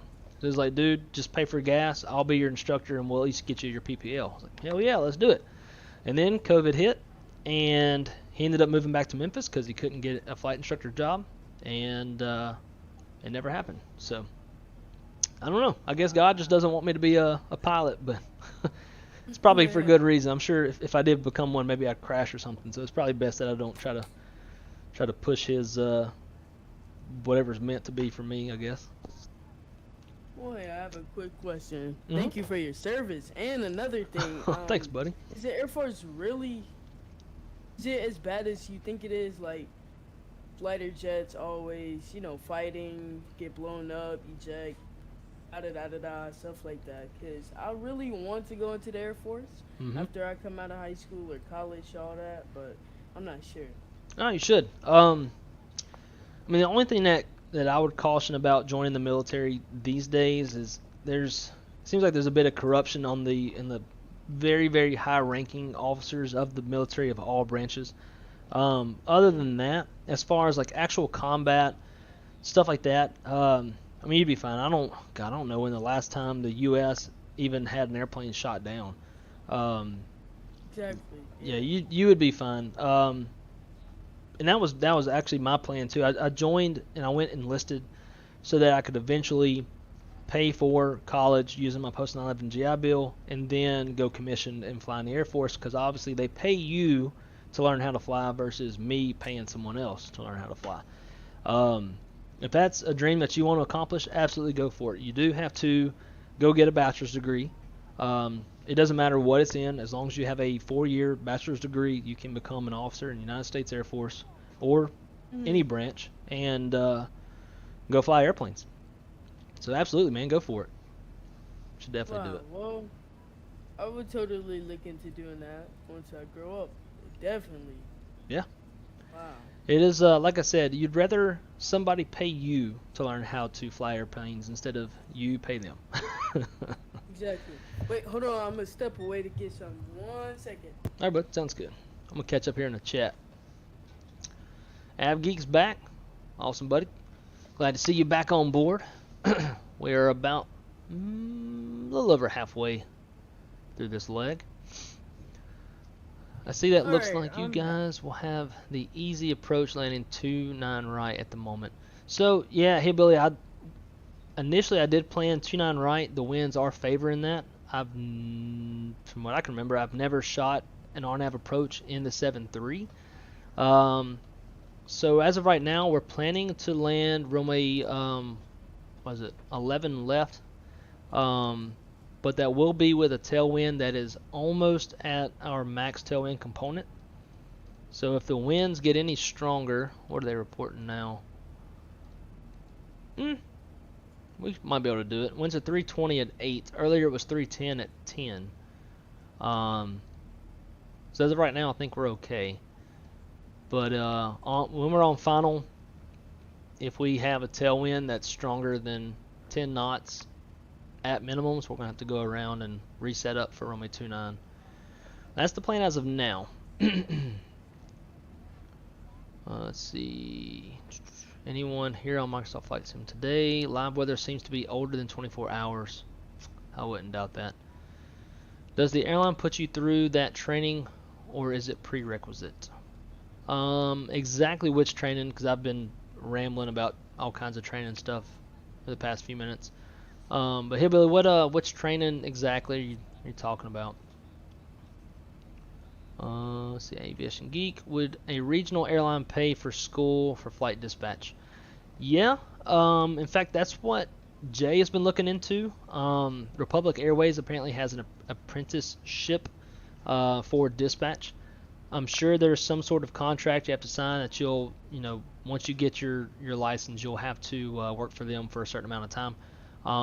If it's 2 years or less, I would absolutely sign it, because that's typically what you're going to work. Most of myself and my friends, that's what we worked at regionals, was between 2 to 3 years before finally stepping up to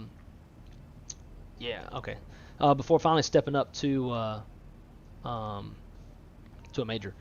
But yeah, there are some places. Republic Airways is doing it right now. Apparently they have a posting out right now for that. If you are interested, I would absolutely, depending on what their stipulations are for them paying for, it's $4,500, and airlines can absolutely afford $4,500. So as long as whatever the stipulations are with them doing that for you, as long as you're okay with it, I would absolutely do it. Man, there's like Delta top out pay base salary for a dispatcher is roughly like $200,000 a year base salary. That's not overtime. That's not profit sharing. It's not a lot of the other stuff that they do. They make a lot of money. A lot more than I'm making. Let's see what else. Dude, could you say the name of my fish? No, I don't know why. That's weird. What the fuck? That was a long jump to get back on the airplane. Yeah. Hillbilly Gypsy, the bot above me. Yeah. And yep, the ADX certification, that's for everybody else. The ADX is the dispatch equivalent to a pilot's ATP. Hi, did you take part in the CTP on Saturday? Regards from Deutschland. Actually, I did not. I don't know what I was doing on Saturday. I did not sign up for it. My friend Shaquille Oatmeal, his channel, awesome dude. In fact, I'm wearing his shirt. He was asking me about doing it, and I couldn't commit to that much time. I've got a girlfriend and plenty of other stuff going on, so I did not do it. But maybe next year, especially if they do across the pond eastbound with a tailwind, I'll probably do that. I can commit to that. Aviation Geek, good news. I should have my PPL April 20th this year. Really? Hell yeah, man. Well, congrats to you. That's very close. Is that when you're taking your check ride? And Chase, we are descending 12,000 feet at top of descent. Let's see. GPS left invalid. Ooh. That ain't good. I think we just lost an IRS. Not yet. We still got a long way to go till top of descent. We've got over 160 miles until top of descent. Alright, yeah, I was just making sure, so by the time we get there, I know which altitude to go Oh, okay. So, at the... for me, I'm just going to, well, I usually do, and I think what a lot of the other guys do too, if we're in uncontrolled airspace, which as of right now we are, I just look at the arrival plate, and I find the bottom altitude to the last crossing constraint, which for us is going to be 6,000, right? I'm looking at, let's see, I'm looking at sand. So I'm looking at the plate for the Zona 1 RNAV arrival. And the last constraint is waypoint sand, 280 knots, 14,000 feet. So whenever we go to cross top of descent, I'm just going to set mine to 14,000 and let it come down to that. And then from there, I'll just keep on coming down as needed. Alright, that sounds good. So, yeah, after 14,000, we'll go down to 6,000. Correct. Down to Lipty. Alright. Yeah, down to Lipty, and then we'll intercept the, well, not intercept the localizer, approach mode eventually once we intercept the glide slope. Right, and so that's pretty much the same thing, intercepting localizer and the approach mode. Going into approach mode as you're basically intercepting the localizer. You're intercepting the localizer and the glide slope. You're basically just telling the airplane to do it itself. But yeah, same thing. And so like in that little picture you sent, and it's going to be the same for me too, because I have the transition onto the approach, not the arrival, but the approach of Dingo. I'm not going to fly that far out. You got that little weird little loop like yours was showing. I'm sure mine's probably showing the same. I just haven't looked at it yet. But I'm going to get low a little bit faster as long as terrain permits. And I'll get down to 6,000 sooner than what the airplane's going to show. And then just go direct Lipty to cut off that weird little loop that it's wanting to do at Dingo. Okay, sound good. That'll work. Hopefully we could take ILS 11. Hopefully. I did a RNAV into Philadelphia the other day, and let me just say, that was no. What airplane were you in? I was in the Zibo 737-800, the one we're in now. Yeah. So you probably have more experience in an RNAV approach than I do. Yeah, well, my landing rate, it was horrible. I'm going to just say that. Yeah, I mean, you know, RNAVs are pretty good for, like, they'll get you close, and then, like, for me, if I'm on an RNAV but I have a visual a ways out, I'm gonna go ahead and disconnect and just hand fly the approach.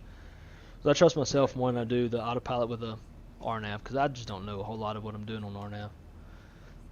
And see, for some reason, like, when I'm on final, getting ready to disengage autopilot, the plane seems to like to either pitch up or pitch to the left, or yaw to the left. So I'm not sure if it's the yoke. I have to calibrate it, the axis, something, I don't know, but I'll have to find out, because it gets annoying when I try to land, because the plane always almost does a barrel roll, so it's crazy. So just to confirm, you don't have your rudder bound to your yoke, do you? No, I'm using the Honeycomb yoke right now. So. Okay. And so what do you use for rudder? I use the Logitech Flight Pro rudder pedals. Yes. Gotcha. Okay. Yeah, it's really weird. To me, it just sounds like if you're banking, but then the aircraft is also putting in some rudder, then it sounds to me like there might be something that's also bound, like your rudder is being bound to your Honeycomb yoke, maybe by accident or something like that. That's the only thing I could think of that would do that. Or unless maybe you have like a rudder also bound to like something on your. Do you have like a throttle quadrant or something like that? Yeah, I'm using a Honeycomb. Yep. Okay. Yeah, I would just check to see whatever rudder bindings you have, just to make sure they're not bound to anything on the Bravo or anything on the yoke, because it sounds like you just have some accidental rudder input that shouldn't be put in, and that would only happen if it's bound to something that shouldn't be bound to. I want to pause and just take a look right now, because you are behind me, so I do got time. So I'm just going to take a look right quick. Yeah, go for it. General J6.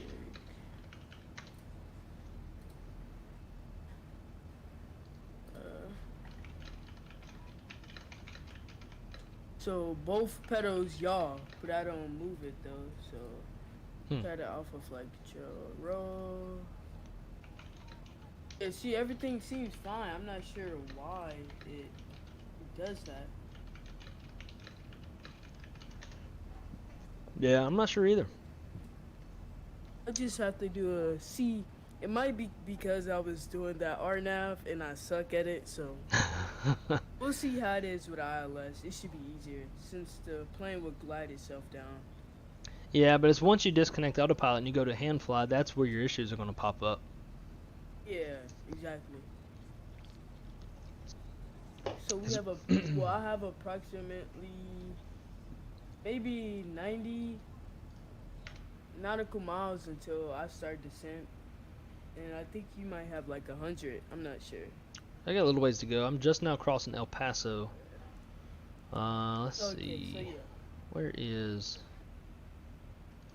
I'm trying to see. Do you know how to update the nav data?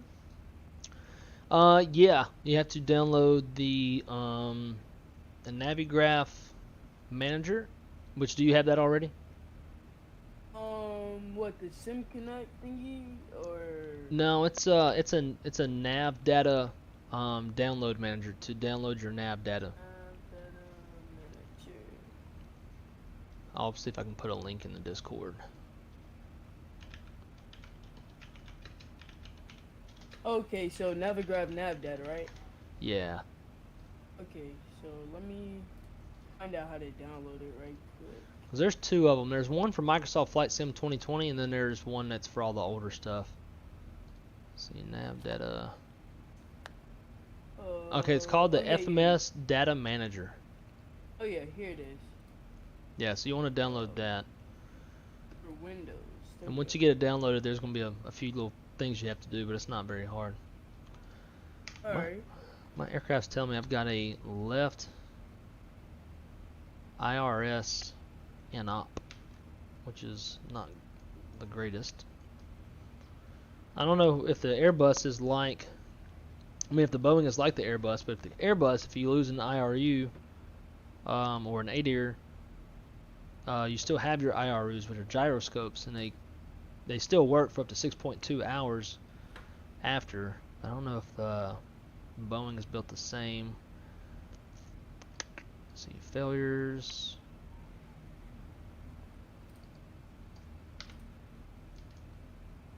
No, that ain't fix it.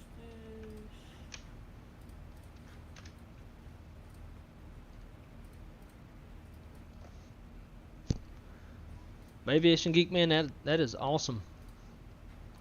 What have you been doing your training in? You know, 172 or what?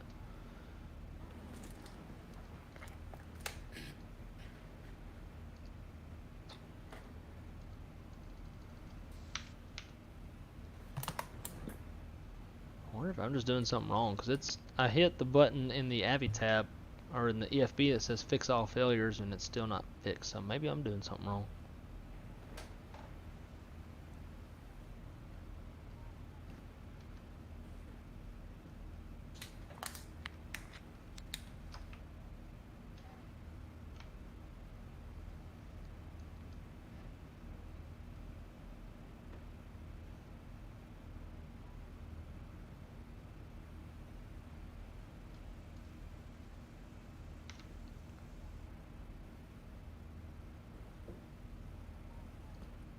Ooh, AvGeek Bonanza. Please tell me you're not in the VTEL Doctor Killer. I don't need that happening to you. I do not know what to do. But my left IRS. I try to get my main Discord up because I closed it out a few times and now it won't open up. So I'm on the one on Microsoft Edge. So I'm gonna rejoin the call in a second. Hold Okay, on.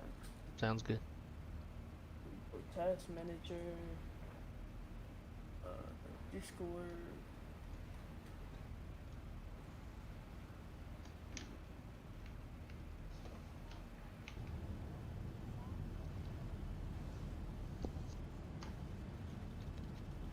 Alright, I'm gonna restart. Roger.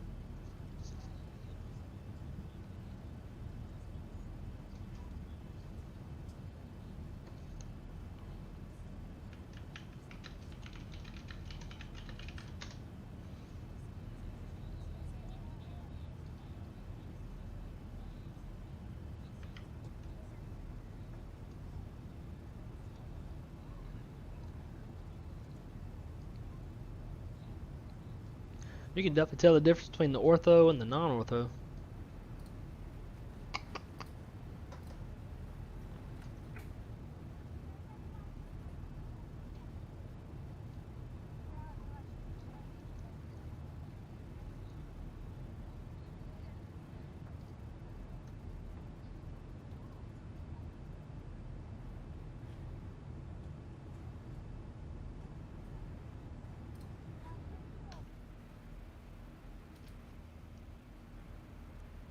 I see about 80 miles ahead of me.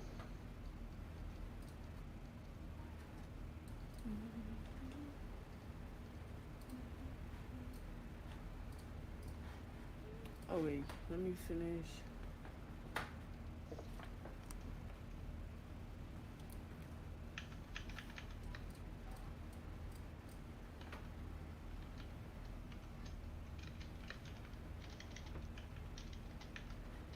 Alright, so I'm in the little update thing. It's showing the Flight Factor 320, the Active Sky, Pilot ATC, World Traffic, and X-Plane. Yeah, so what you'll need to do, I'm going to pull mine up if you want to watch the stream. I know it'll be a little... yeah, I'm in it right now. Yeah, I know it'll be a little bit laggy, but it's the easiest way for me to show you. Let's see.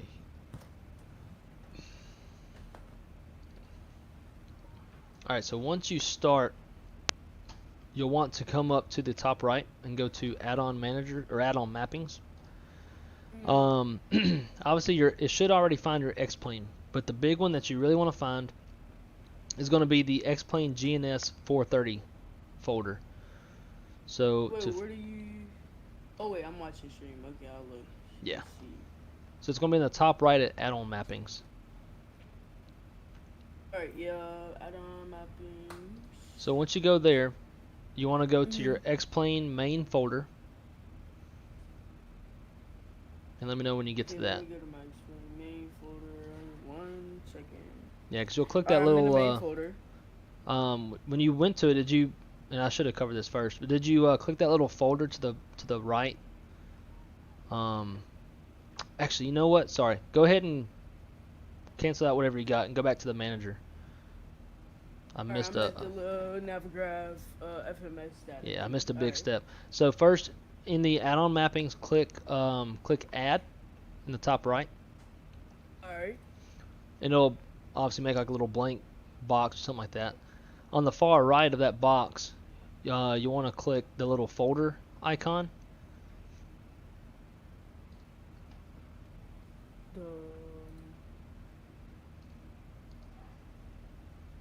Hold on, let me see. So add.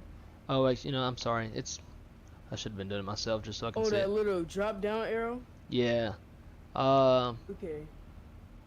Let's see. All right, so towards the very bottom, the little drop down on the left, go to the very bottom, and you'll see the second one from the bottom says X-Plane GNS 430.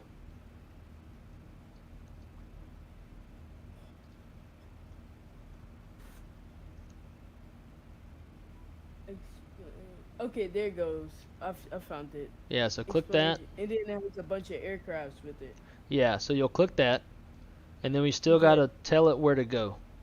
So once you click that, it should add it, I believe. Did it add it to the list, or did it not?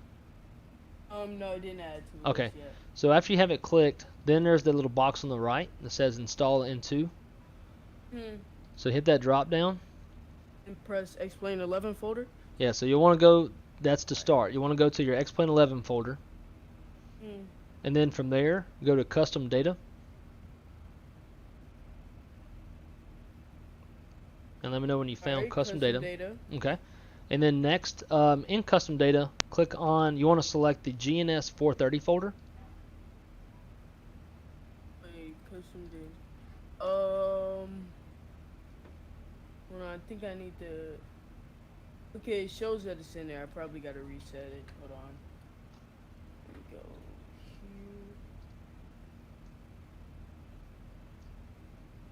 here. Alright, I'm there. Okay, so once you have that selected, you just want to have the GNS folder selected, and then hit, let me see, I gotta go back to my folder real quick. Okay, hold on, let's go back to after we add the GNS, because I press add to Explain. Once you press like I press Explain 11 folder. Was I supposed to select Explain Custom Data folder? Yeah, so you start with X-Plane, and then you go in, once you're in X-Plane, go to Custom Data. And then after Custom Data, go to GNS 430. And once you've selected that, you can tell it OK. Oh, okay, so I gotta restart the process. Hold on. Okay. Any way to remove it? Oh yeah, here we go. Alright. All the way to the bottom. GNS install to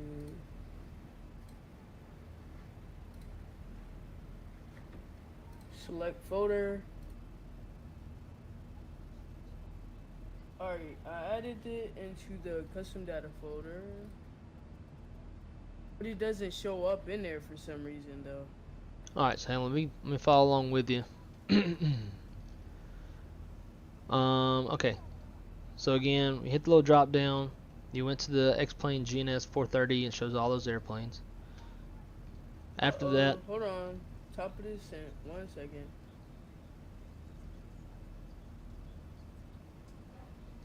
To 14,000, then we can continue.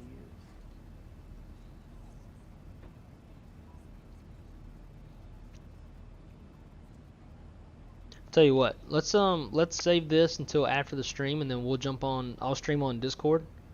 Oh yeah, that'd be easier. Yeah, and then we can show you that way. And that way there's no lag or anything either. Yeah. So I'll watch your stream, then you can watch my stream to make sure I'm doing it right.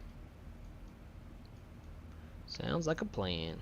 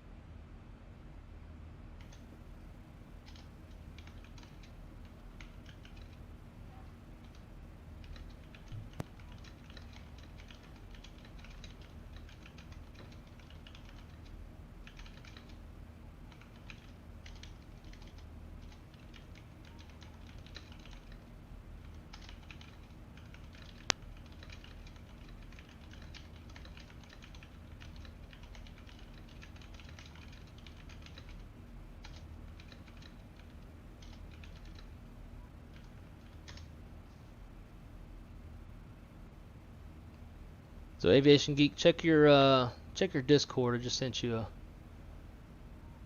message.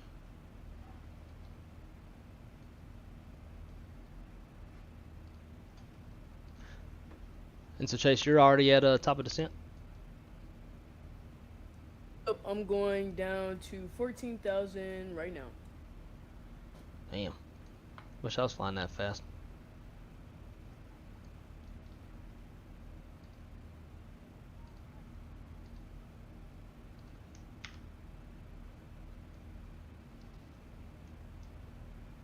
My left IRS is still in op. Jeez, I am far ahead. Okay, well, I'm gonna definitely look into buying Active Sky so when I fly with you again, it's more realistic. Oh shit. I think I just messed up.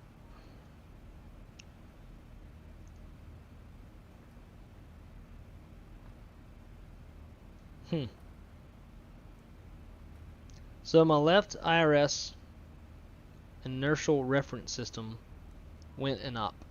So I changed it from nav to ATT. And now my nav displays are blank. That's not good. Enable required nav perf RMP.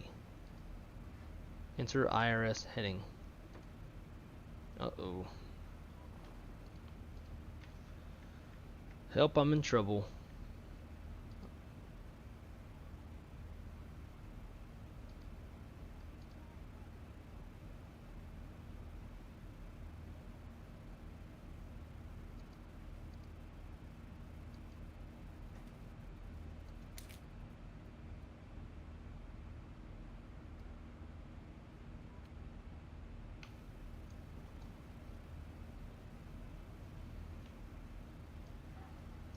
Depending on my landing is gonna depend on if I really wanna buy Active Sky. Cause if I suck at landing, I gotta keep practicing, and I might not fly in this simulator anymore.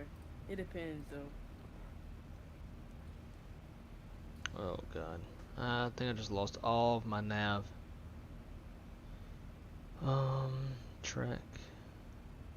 Glide slope maybe? 269.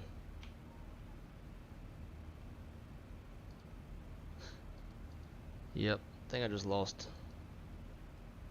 Oh. Okay, so the IRS-2 is still working. Man, I have literally lost everything on my nav displays. I have no idea when my top of descent is. Nothing. Shows it up for when I began my descent, so you should begin descending at... Yeah, I know you're about 80 miles ahead, but like I can't even see 80 miles ahead anymore. I can't see anything. Like my nav displays show nothing. TCAS fell. Like imagine sitting on the ground and you haven't turned the IRSs to nav yet. Like that's what I'm looking at. I have nothing displayed. I don't know enough about this airplane to work through this problem.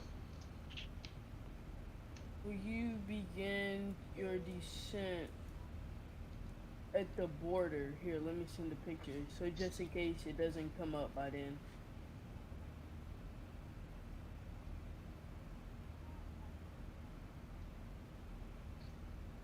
Yeah, I sent the picture.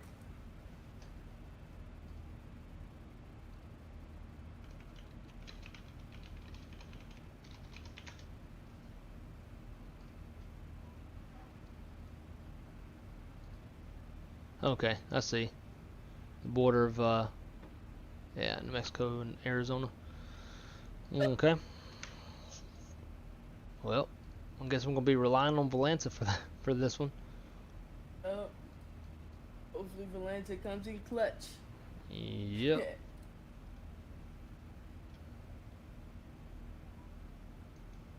And out of all these flights I've done today, I haven't had ATC on not one of them except LAX. It was Tower. Yeah, that's usually my luck too whenever I'm streaming. I can't get nobody on.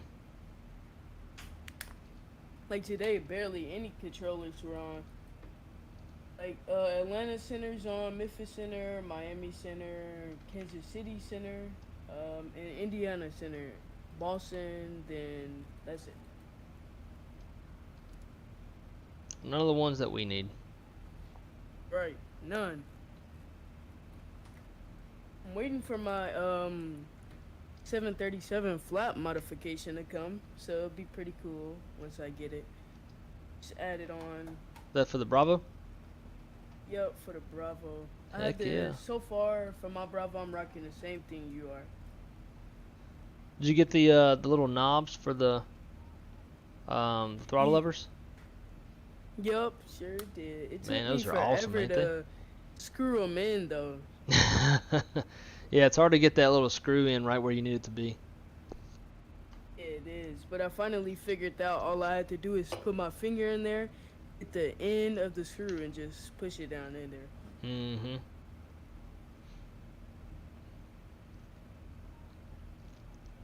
Alright, set the altimeter. Wait, what's the altimeter for Tucson?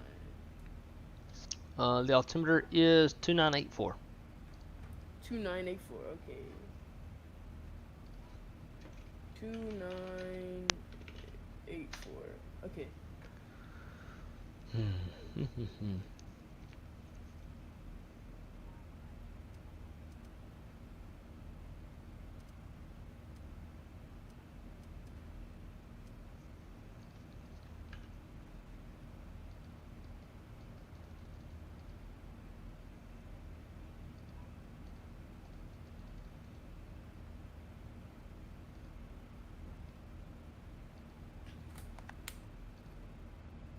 Set.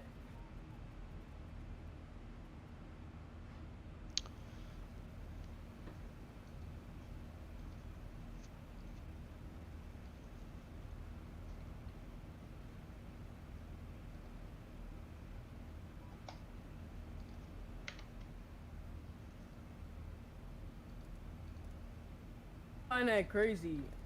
Exactly at sand, the 14,000 feet, Mm-hmm. I'm exactly at 14,000 feet where I'm supposed to be at. That's pretty cool. That is the beauty of VNav. It will calculate based off of your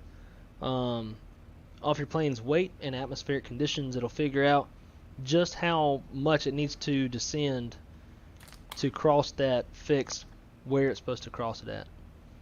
Right, yeah. Because the whole point of VNav is to try to avoid like leveling off, because when you fly level, your engines have to rev up and you burn more gas. So if you can just come down all in one straight nice little descent without having to level off as low as possible, you save a lot of gas.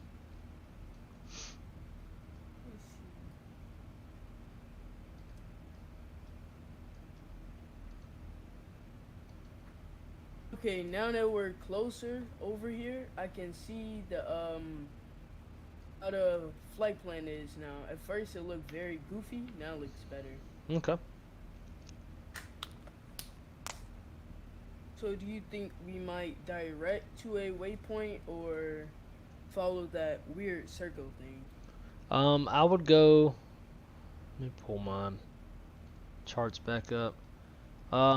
When you're parallel to Lipty, I would go direct Lipty.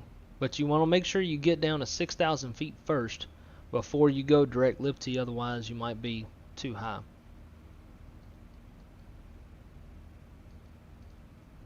Alright, had to write that down just in case. It's alright. Oh, lip T. Okay, I put lip C. S-E. Yeah, if you look at the chart, if you look at the approach plate, it's the first fix on the approach. Yep, I see it. Mm-hmm. Alright, lip T. Yeah, so when you're parallel to that, just go straight to lip T at 6,000 feet, and you'll join the approach.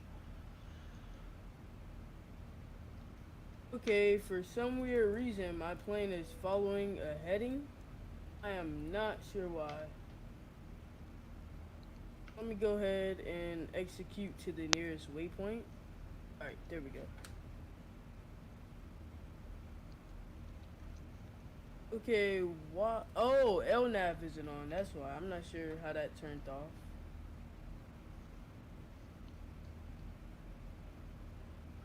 You may have been on the discontinuity if there was a discontinuity. Probably so. You said by the time we reach what waypoint we're going down to 6,000? When you're parallel to Lifty, you can then turn direct. Oh, never mind. Hang on one sec. Okay, so I'm gonna go ahead and go down to 6,000 now then. It's right now. Well, no, I'm still pretty far out, so I'll wait.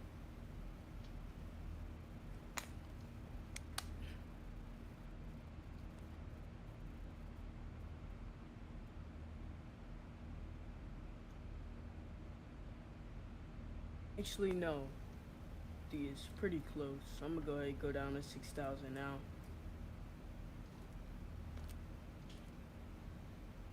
Man, my weather radar is now not working. My terrain's not working, all because these IRSs are misaligned now. Wait, so did you accidentally turn it from a line or something? So initially the IRS number, or the left IRS broke. It was like inop. So I tried turning it from nav to ATT, but that made both displays lose their data. Oh wow. So now I'm flying That's pretty blind.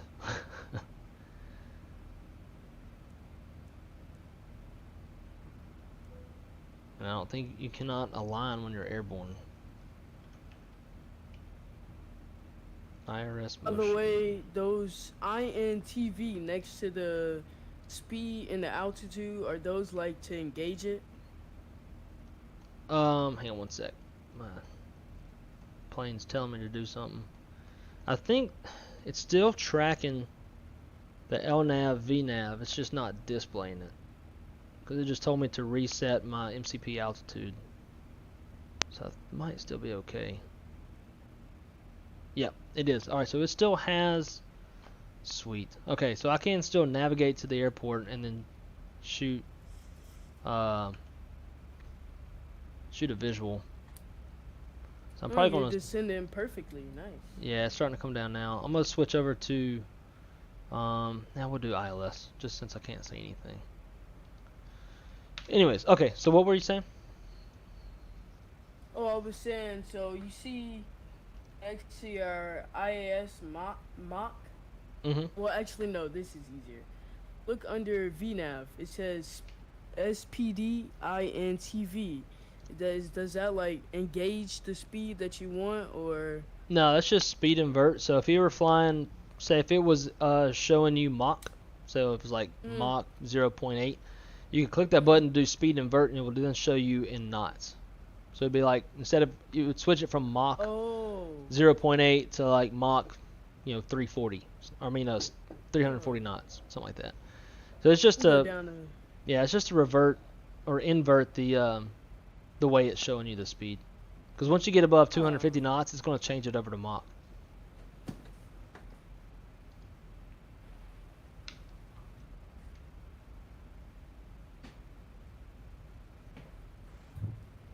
Alright, let me pull my speed back to 250 because I still got to go down to 6,000 and I'm going pretty fast. So I just started down. I'm at 31,000. Alright, not bad. Dad Brone, how's it going?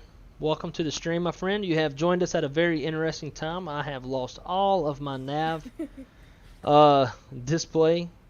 So the IRS, the left IRS, no longer works. Therefore, there's no artificial horizon. There's nothing displayed on the nav display on the captain side. On our side, we still have the PFD. Obviously, we still have our speed and our altitude.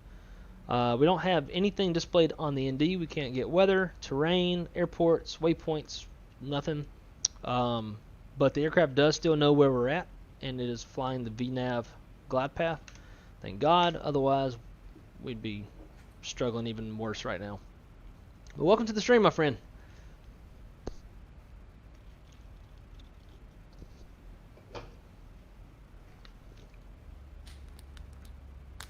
Do you know what we will set our course to? Will we set it to the Yeah, it's gonna be 123 degrees, 123.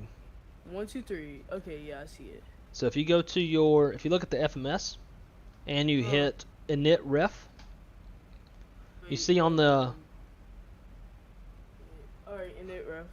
you see on the left side it says ILS 11 left / course. Oh yeah, there it goes. 123. Yeah. Yes, So that's there you your frequency and that's your approach heading or your approach Okay. course. For some reason, the frequency auto set it, so I didn't have to do it. So yeah, Debron, you are correct. I was actually thinking that. I was like, you know what? Divert to the nearest suitable airport where a safe landing can be made, right? So then I was like, well, maybe I can at least see the airports. And I click airports on the EFIS. Nothing. So at this point, I'm just better off letting the airplane fly the glide path and let it take me to safety, because it should stay on the glide path and terrain shouldn't be a factor if it stays on it. I guess we'll see. Hopefully what this I'm flight gonna do? ends in non-death. What's up, Chase? Sorry about that. There you go, bud. I'm just gonna follow the whole thing, Okay. because by the time you get over here, you might be able to cut in front of me. So I'm at 9,000 feet and I'm already passing Lipty, so I'm just gonna follow it all the way through. Yeah, bleed off that altitude. Yeah.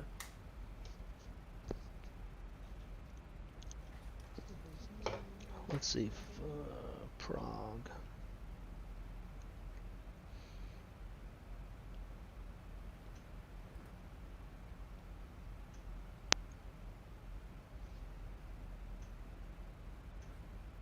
You know, that'd be funny if we were to get offline off Vatsim once we finish his flight, and then controllers for every airport and center we went through gets on. That's up. That's usually what happens to me. When I got off of that Orlando stream Yeah, for Miami the got on. That was you're right. Yep. I wasn't surprised at all. crazy. I was just about to land in Chicago. I happened to look back on Valenta, see if you landed, and I happened to see that Miami Center got on.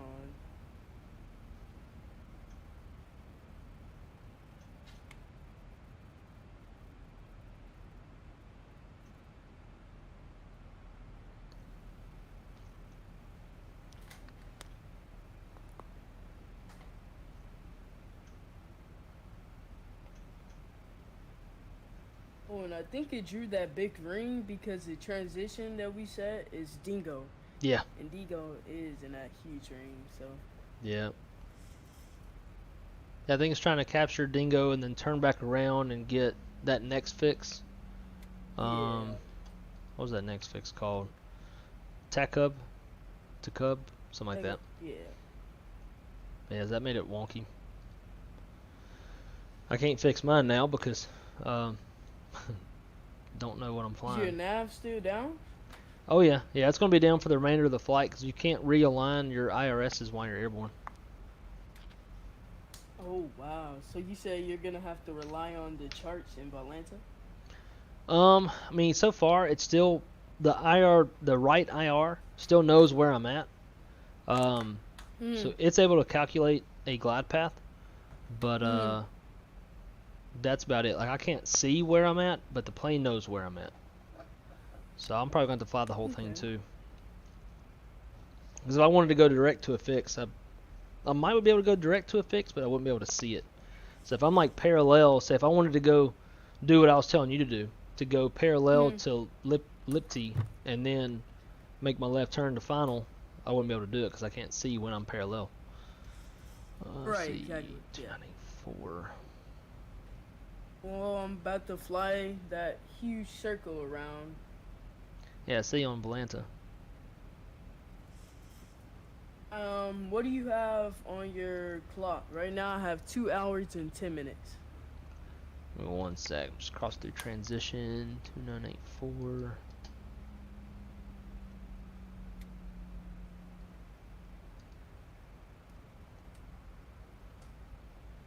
Alright, let's see. So what do I have on my clock? Yeah, the time. Let's see.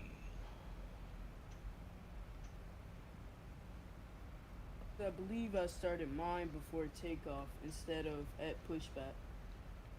I should be on the ground midnight 12. It is currently 23:46. So I should be on the ground in a little less than 30 minutes. I think it'll be faster than that because I'm already at 14,000 feet. Yeah, it should be faster. I'm going through clouds right now.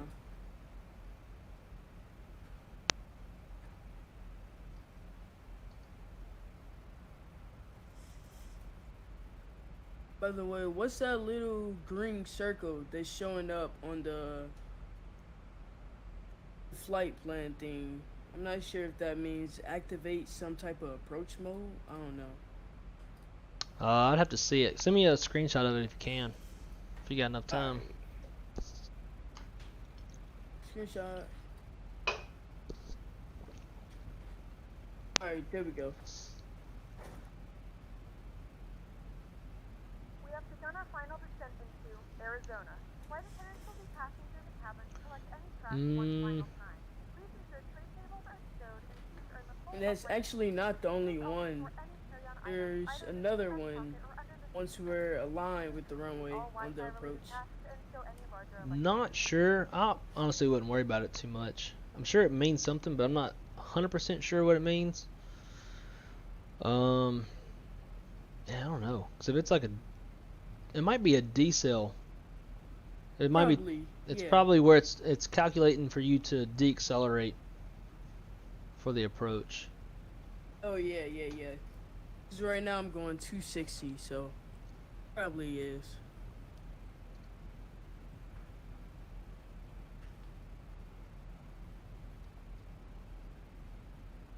Go push.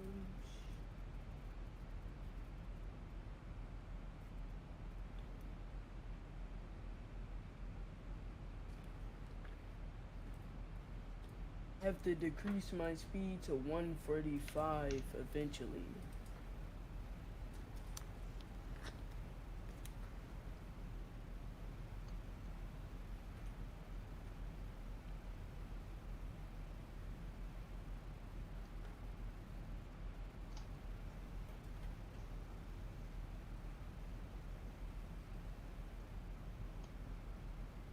Alright, is there... This is what... This is one I'm glad to have for flight. This would be a good time to use it.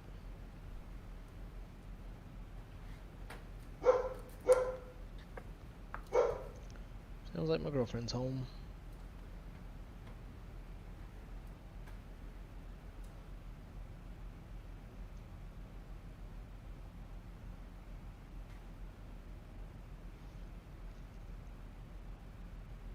So you sure you just don't have to align your IRS again?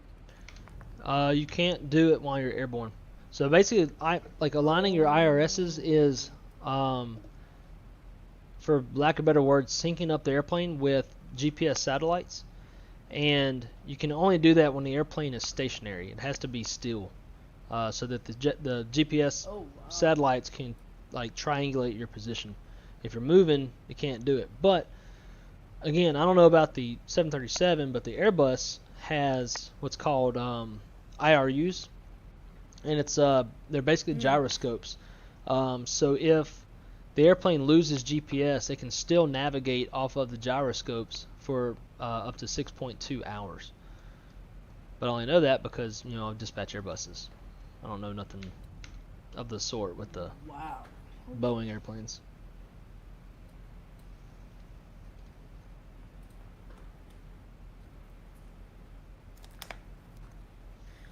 Alright, decrease speeds to 210.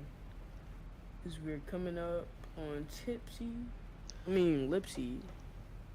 Or Tipsy. Lipty, I don't know. And don't forget we are on Vatsim, so you gotta make your call outs. Oh, right. Oh, thank you for reminding me. You're welcome, because I am bad about remembering myself. Let me go ahead and get ready just in case.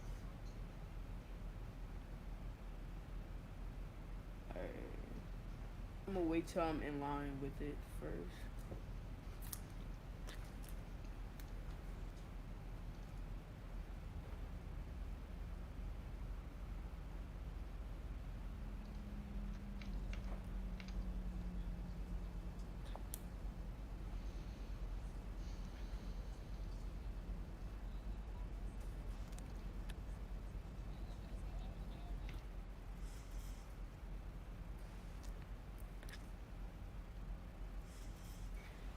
And using the charts, I have a quick question. So Okay. once we reach Lifty at 6,000, do we activate the approach mode, or do we continue to go flight level steps like 5,500, 5,000, 4,600? Now, when you get to Lifty, go ahead and arm it. So you'll want to click the approach hold button, Yeah. and it should be able to capture the ILS. You might have to, if it's not captured yet, say if you're still like above the glide slope or something, you might have to keep working the plane down. But for the most part, once you are direct Lifty, go ahead and turn it on and let the aircraft start navigating using the ILS. It should be able to do it before. Yep, I'm coming up on a decel point and Lifty, so, and I have the runway in sight. I'll see you on my fourth flight. I'll be turning in behind you. I should be able to cut my approach short. I shouldn't have to fly that whole little loop. Thanks to having flight, I'll be able to see where I'm going. Oh, I see you right there. I believe if I just look out to the left, be able to.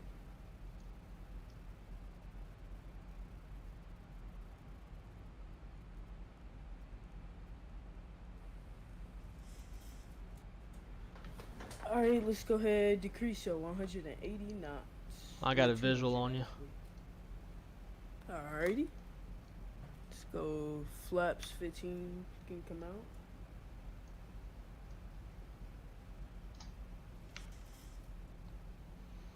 I got a little message that my scenery for Tucson may not work, so it's going to suck if I land and there's no scenery. Is there payware for it? I don't believe so. No. I set up my little fixed page for 15, 10, and 5 nautical miles out, so I'll just call that just to let people know. Sounds good.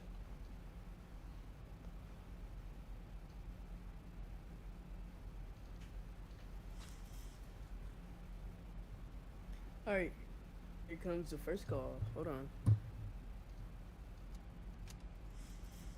Southwest 1606, 15 nautical miles out from ILS 11 left.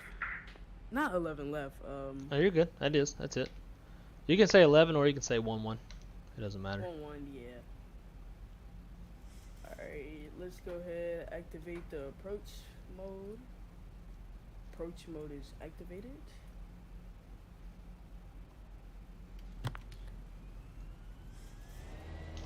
It's like the plane wants to work itself down, but it doesn't. Probably have to go down a little bit more.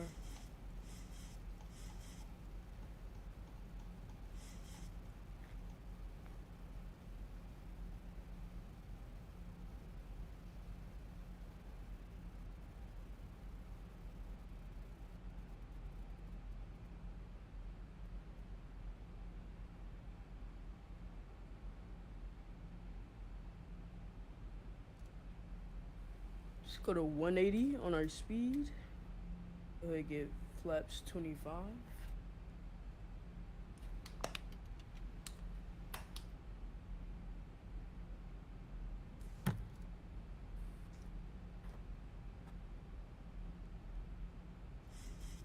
Go ahead, prepare the cabin for landing.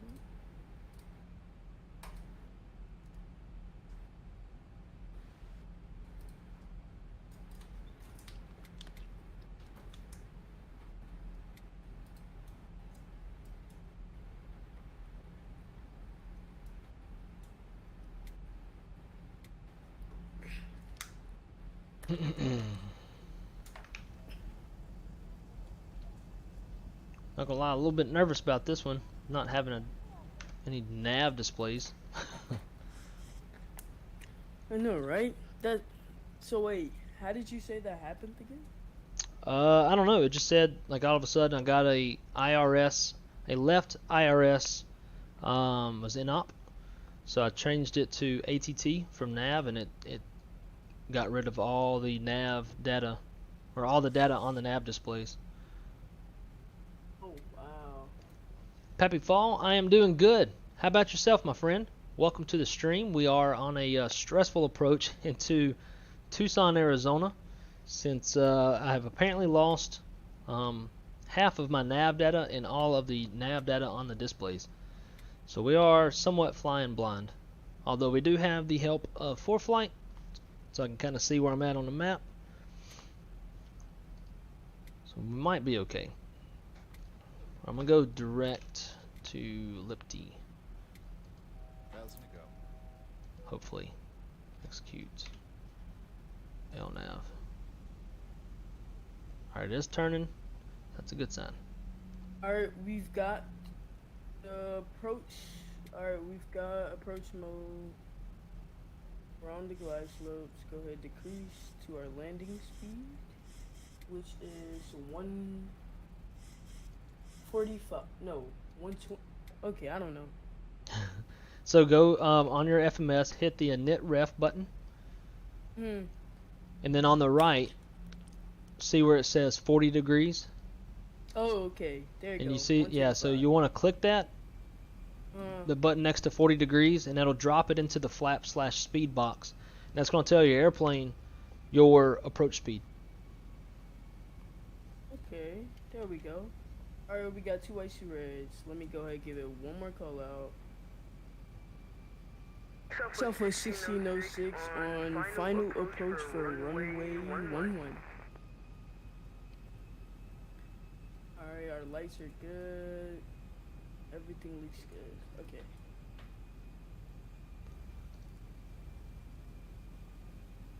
If I can have my first successful landing in the 737.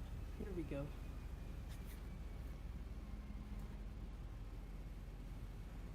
$1,000 call out.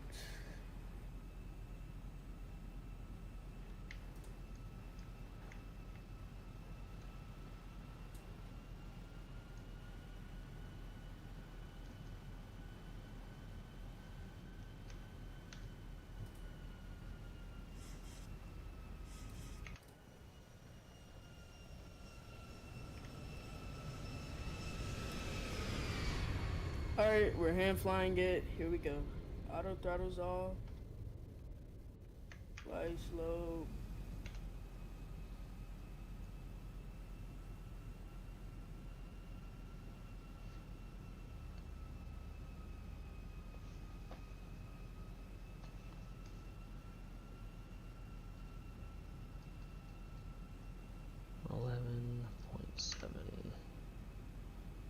Seven, 11.7. A bit low here.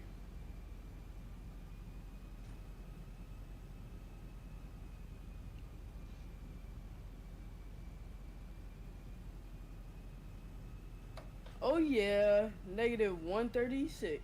There you go. I'll take that. Attaboy. Decel. 80 knots, cross. Then you're braking.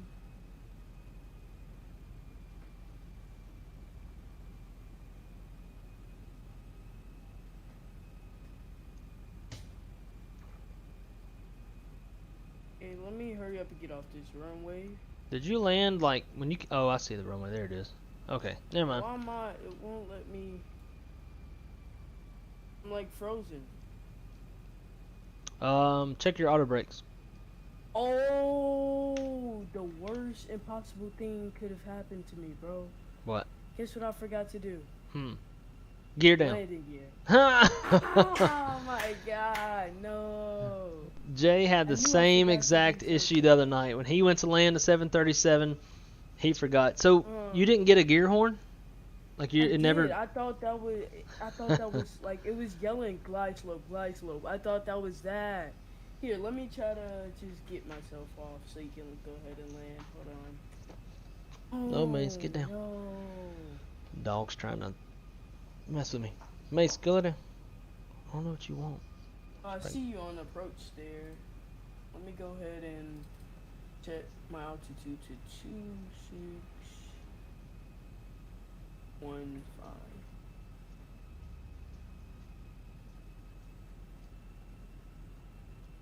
I'm gonna see if there's a way to get myself off the runway. I see you on the runway. I can try to land on a small one. Once I get in visual, I can sidestep. Alright, here we go. And my plane just exploded. Oh well. That's funny. Yeah, I see you over there.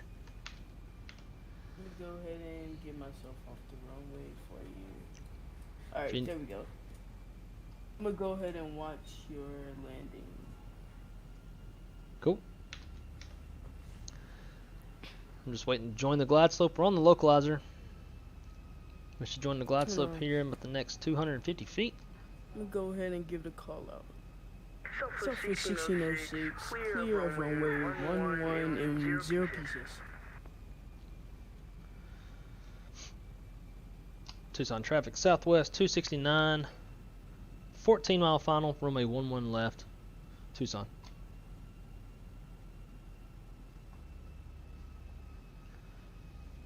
Alright, I'm gonna slow it down a little bit more.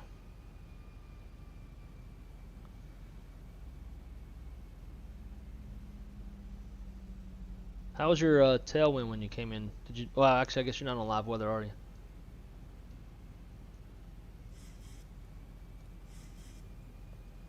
Alright, glide slope's captured.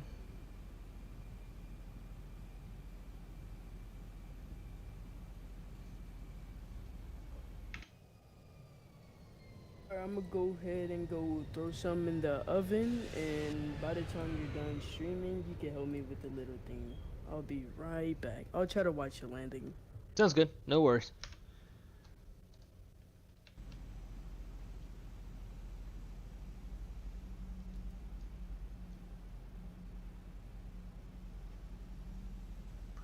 And we'll go flaps 10. I see you up there. Try to record it. Oh, 10 mile final.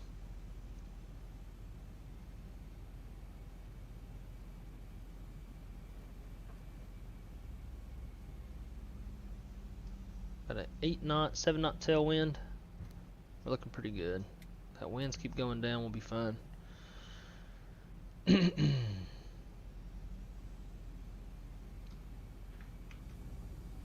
Southwest 269.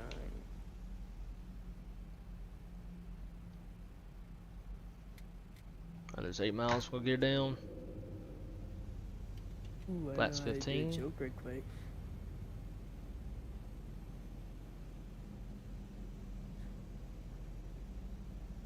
Southwest 269, clear to land, runway 11, winds 210 at 5. And we copy the winds, clear to land, runway 11 left, southwest 269. I like it. I actually don't know the winds at all, because there's no ADIS. Yeah, I just use the website. The winds are currently 310 at 13, gusting 20, which is over the max tailwind component.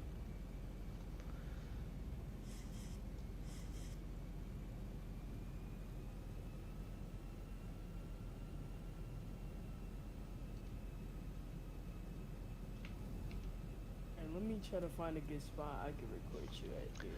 I might be going around. You think so? Depends on these winds. The winds are super squirrely. I just had a 20 knot tailwind and now it's a 9 knot tailwind. Oh wow. So as long as those tailwinds, now it's 15. Whatever it says at minimums will determine.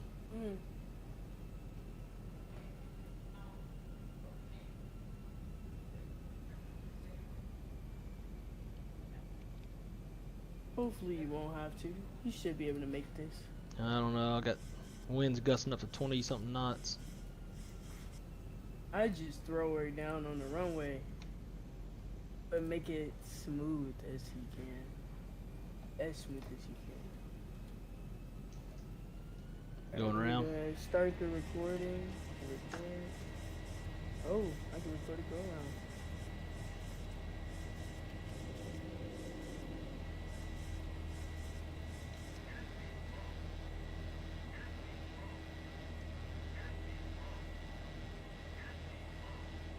Jesus, those winds are bad. Yeah, it's squirrely.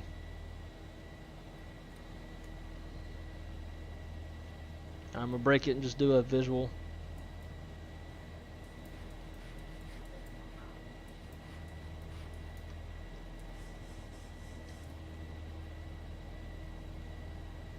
Vehicle Southways 269.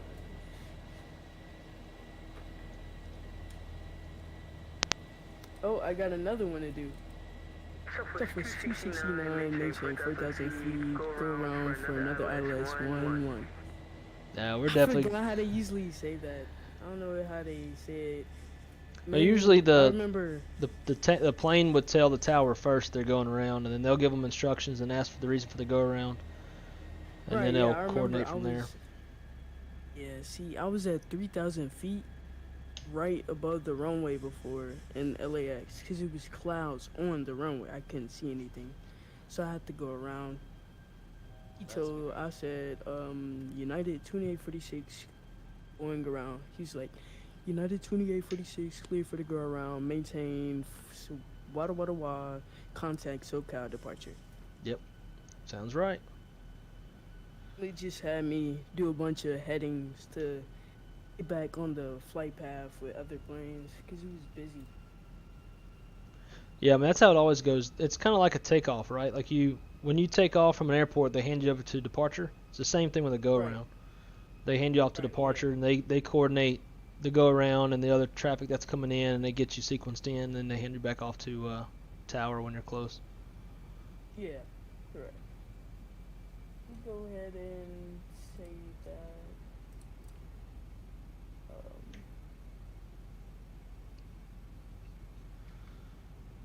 Yeah, those winds are way too strong. I was getting gusts up to like 25 knots, straight tailwind. Jeez, The limit is 25. 10. There's Dang. definitely no way we're landing that. Even the airplane couldn't even hold the ILS. It doesn't even look like it's windy. Like you'd think it'd be a bunch of clouds low towards the ground. Well, that's because you don't have the live weather on.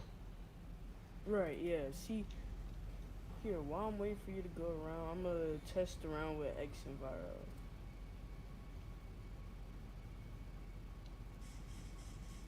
X Enviro. Let me turn it on. But play around with it until it doesn't kick me off X-Pilot.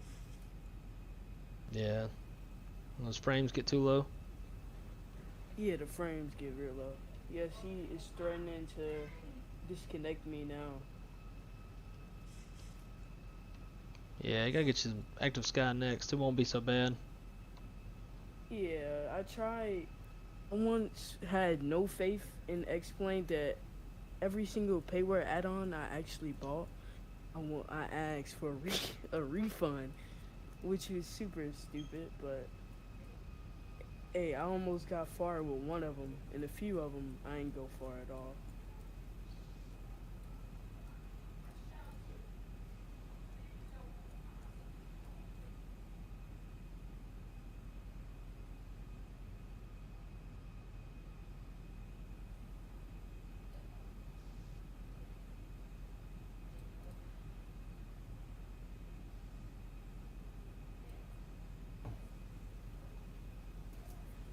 Trying to see. Let me add some cloud.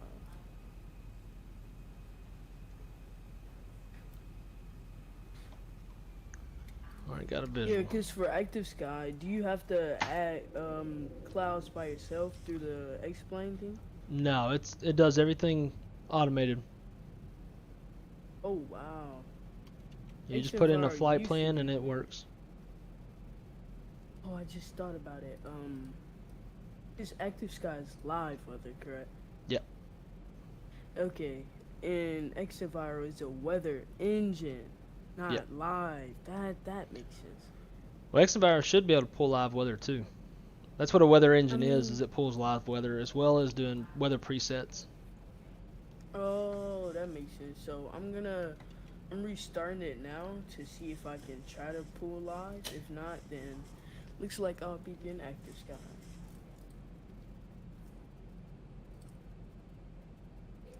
There you go on your final.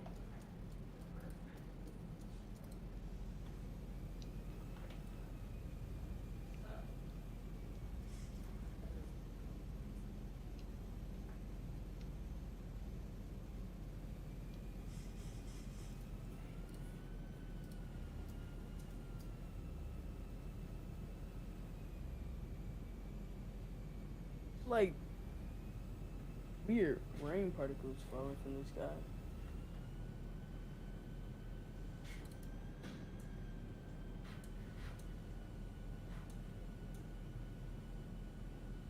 It spawned me all the way over in Houston. Nice.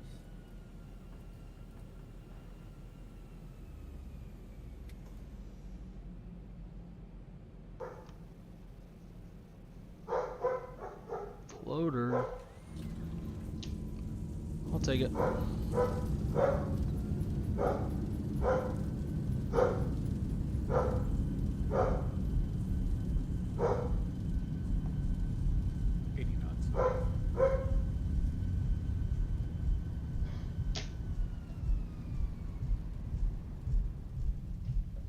Manual braking.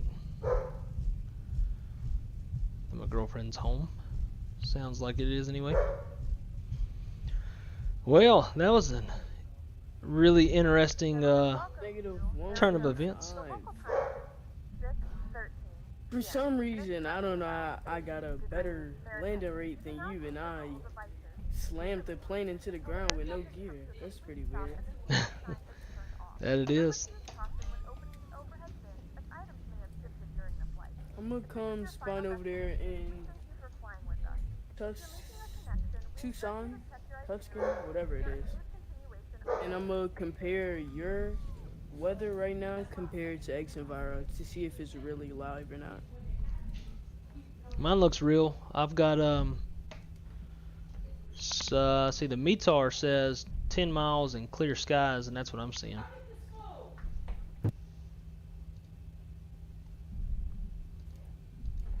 Alright, my game is loading now.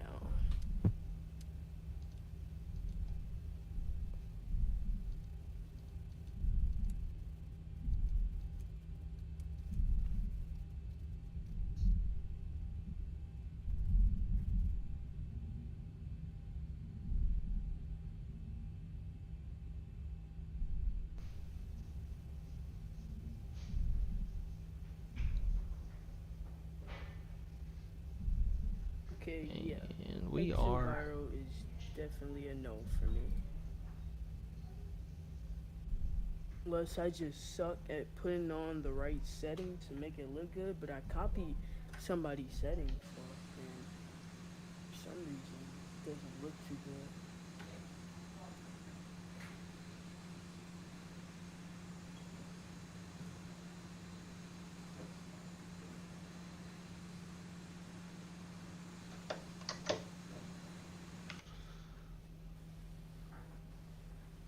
Alright, we got APU on.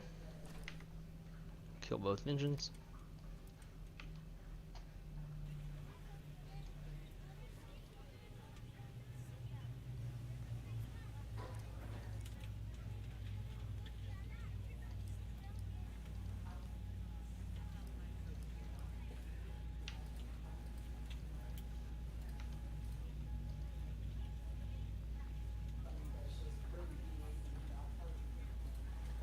Okay.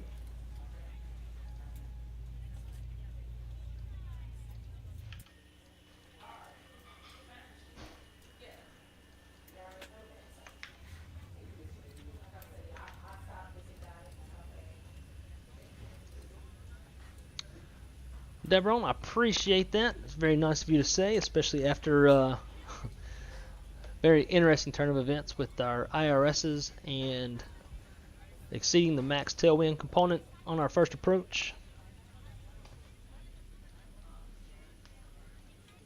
Now let's just see if Sam will do what he's supposed to do.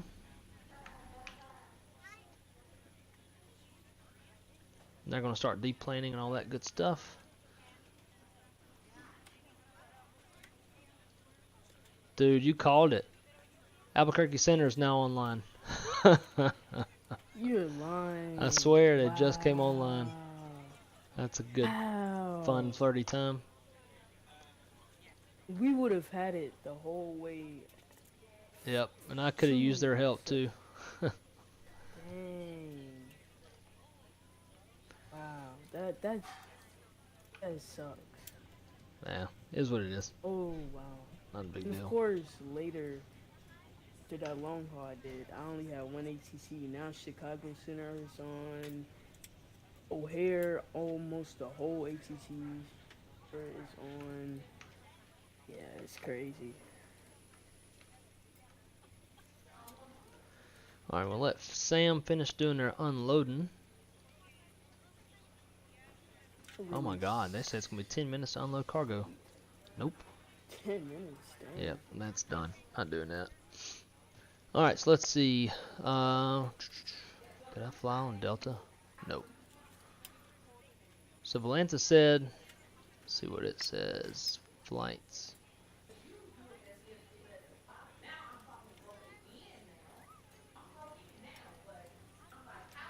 Negative 150 feet per minute.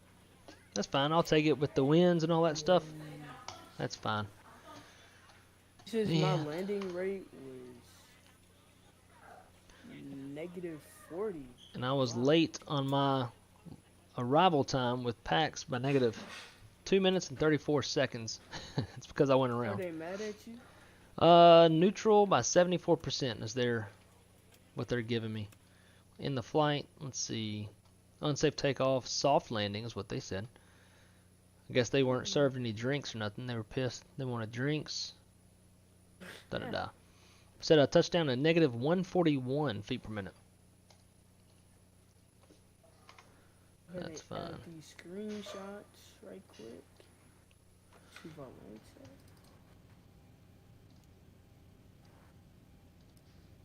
No, but I was just saying, like, while you were gone and we were cruising, when I passed you, the TCAS was going off like crazy. Oh, I bet. And You were I at flew 36,000, right weren't you? below Like, yeah, I was. Hold on, let me go back to where you were AFK the whole time there. I believe I can give you the exact time on YouTube when it happened. And I'll send it over.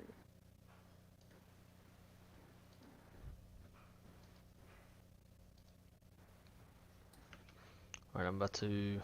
Why is it still on? Plug in, Sam. Flight. I don't want it. Ground power. Ugh. I bet it's going to give me ground power in my replay. Yeah, oh, what, the little truck looking thing? Yeah. No, it didn't do that, but my door is still open.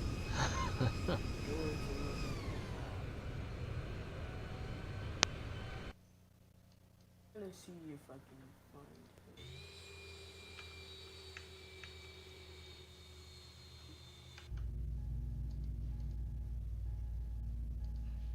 it. Alright, now. Replay.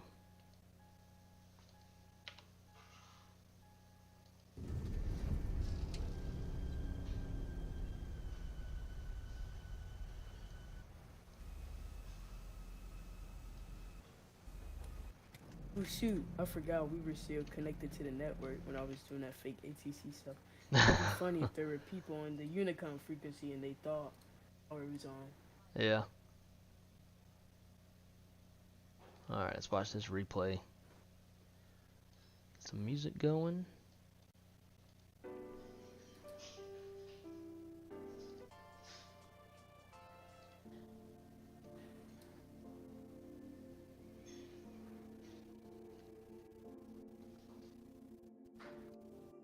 Alright, Chase, I'm gonna call you in just a minute here on the Discord, alright?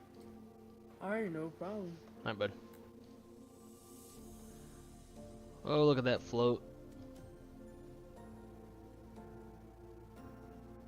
That's fine. I'll take that all day, especially with the winds and going around and all that stuff. Totally take that.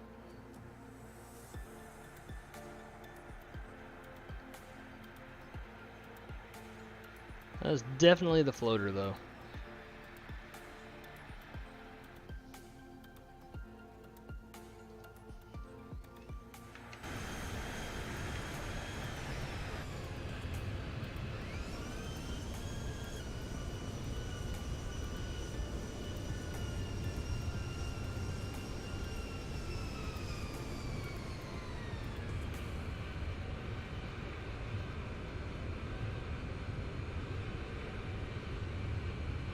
Definitely just sat it down a little bit there at the very end.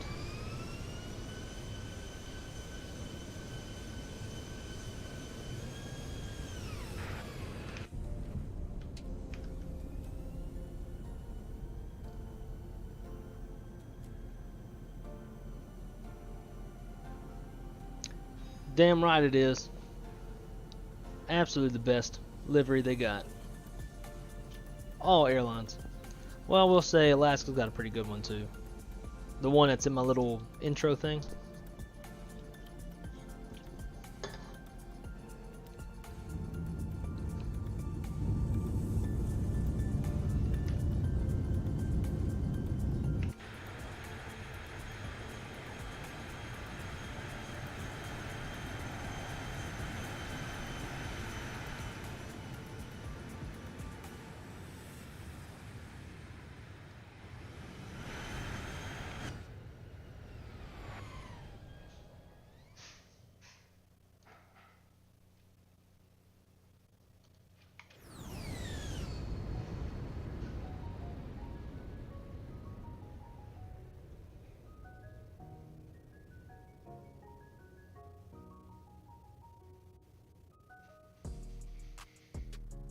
Oh yeah.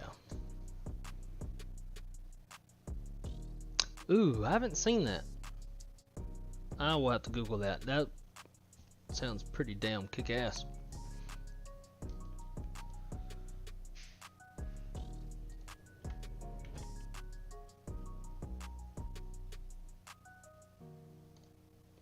Alright guys, well that's going to do it for today's stream, and sadly this will be the last stream for roughly 3 weeks unless something changes.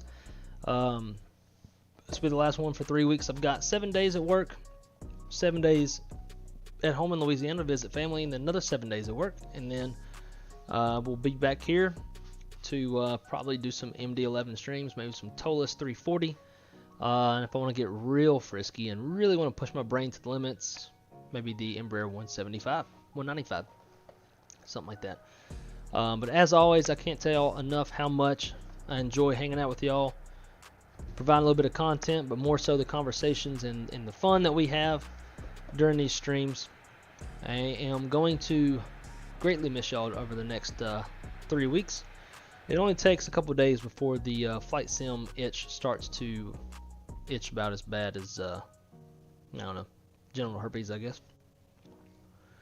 But guys, this will do it for this one, and we'll see y'all in roughly 3 weeks. I'm gonna try to provide some more plane spotting footage if for whatever reason, I don't know why my phone would not focus, but if I can get my phone to focus, damn it, we're gonna get some live plane spotting footage in while I'm at work.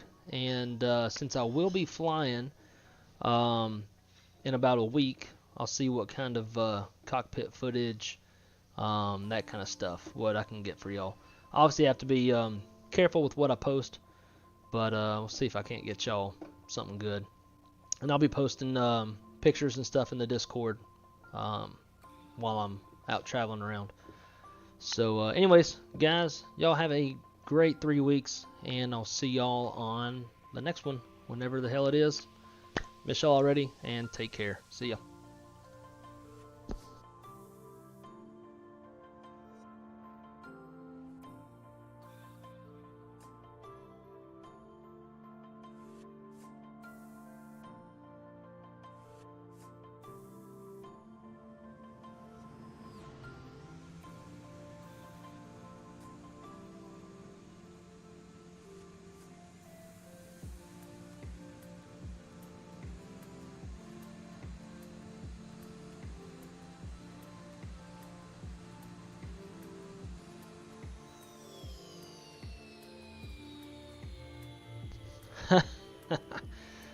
Wrong gate. Reverse.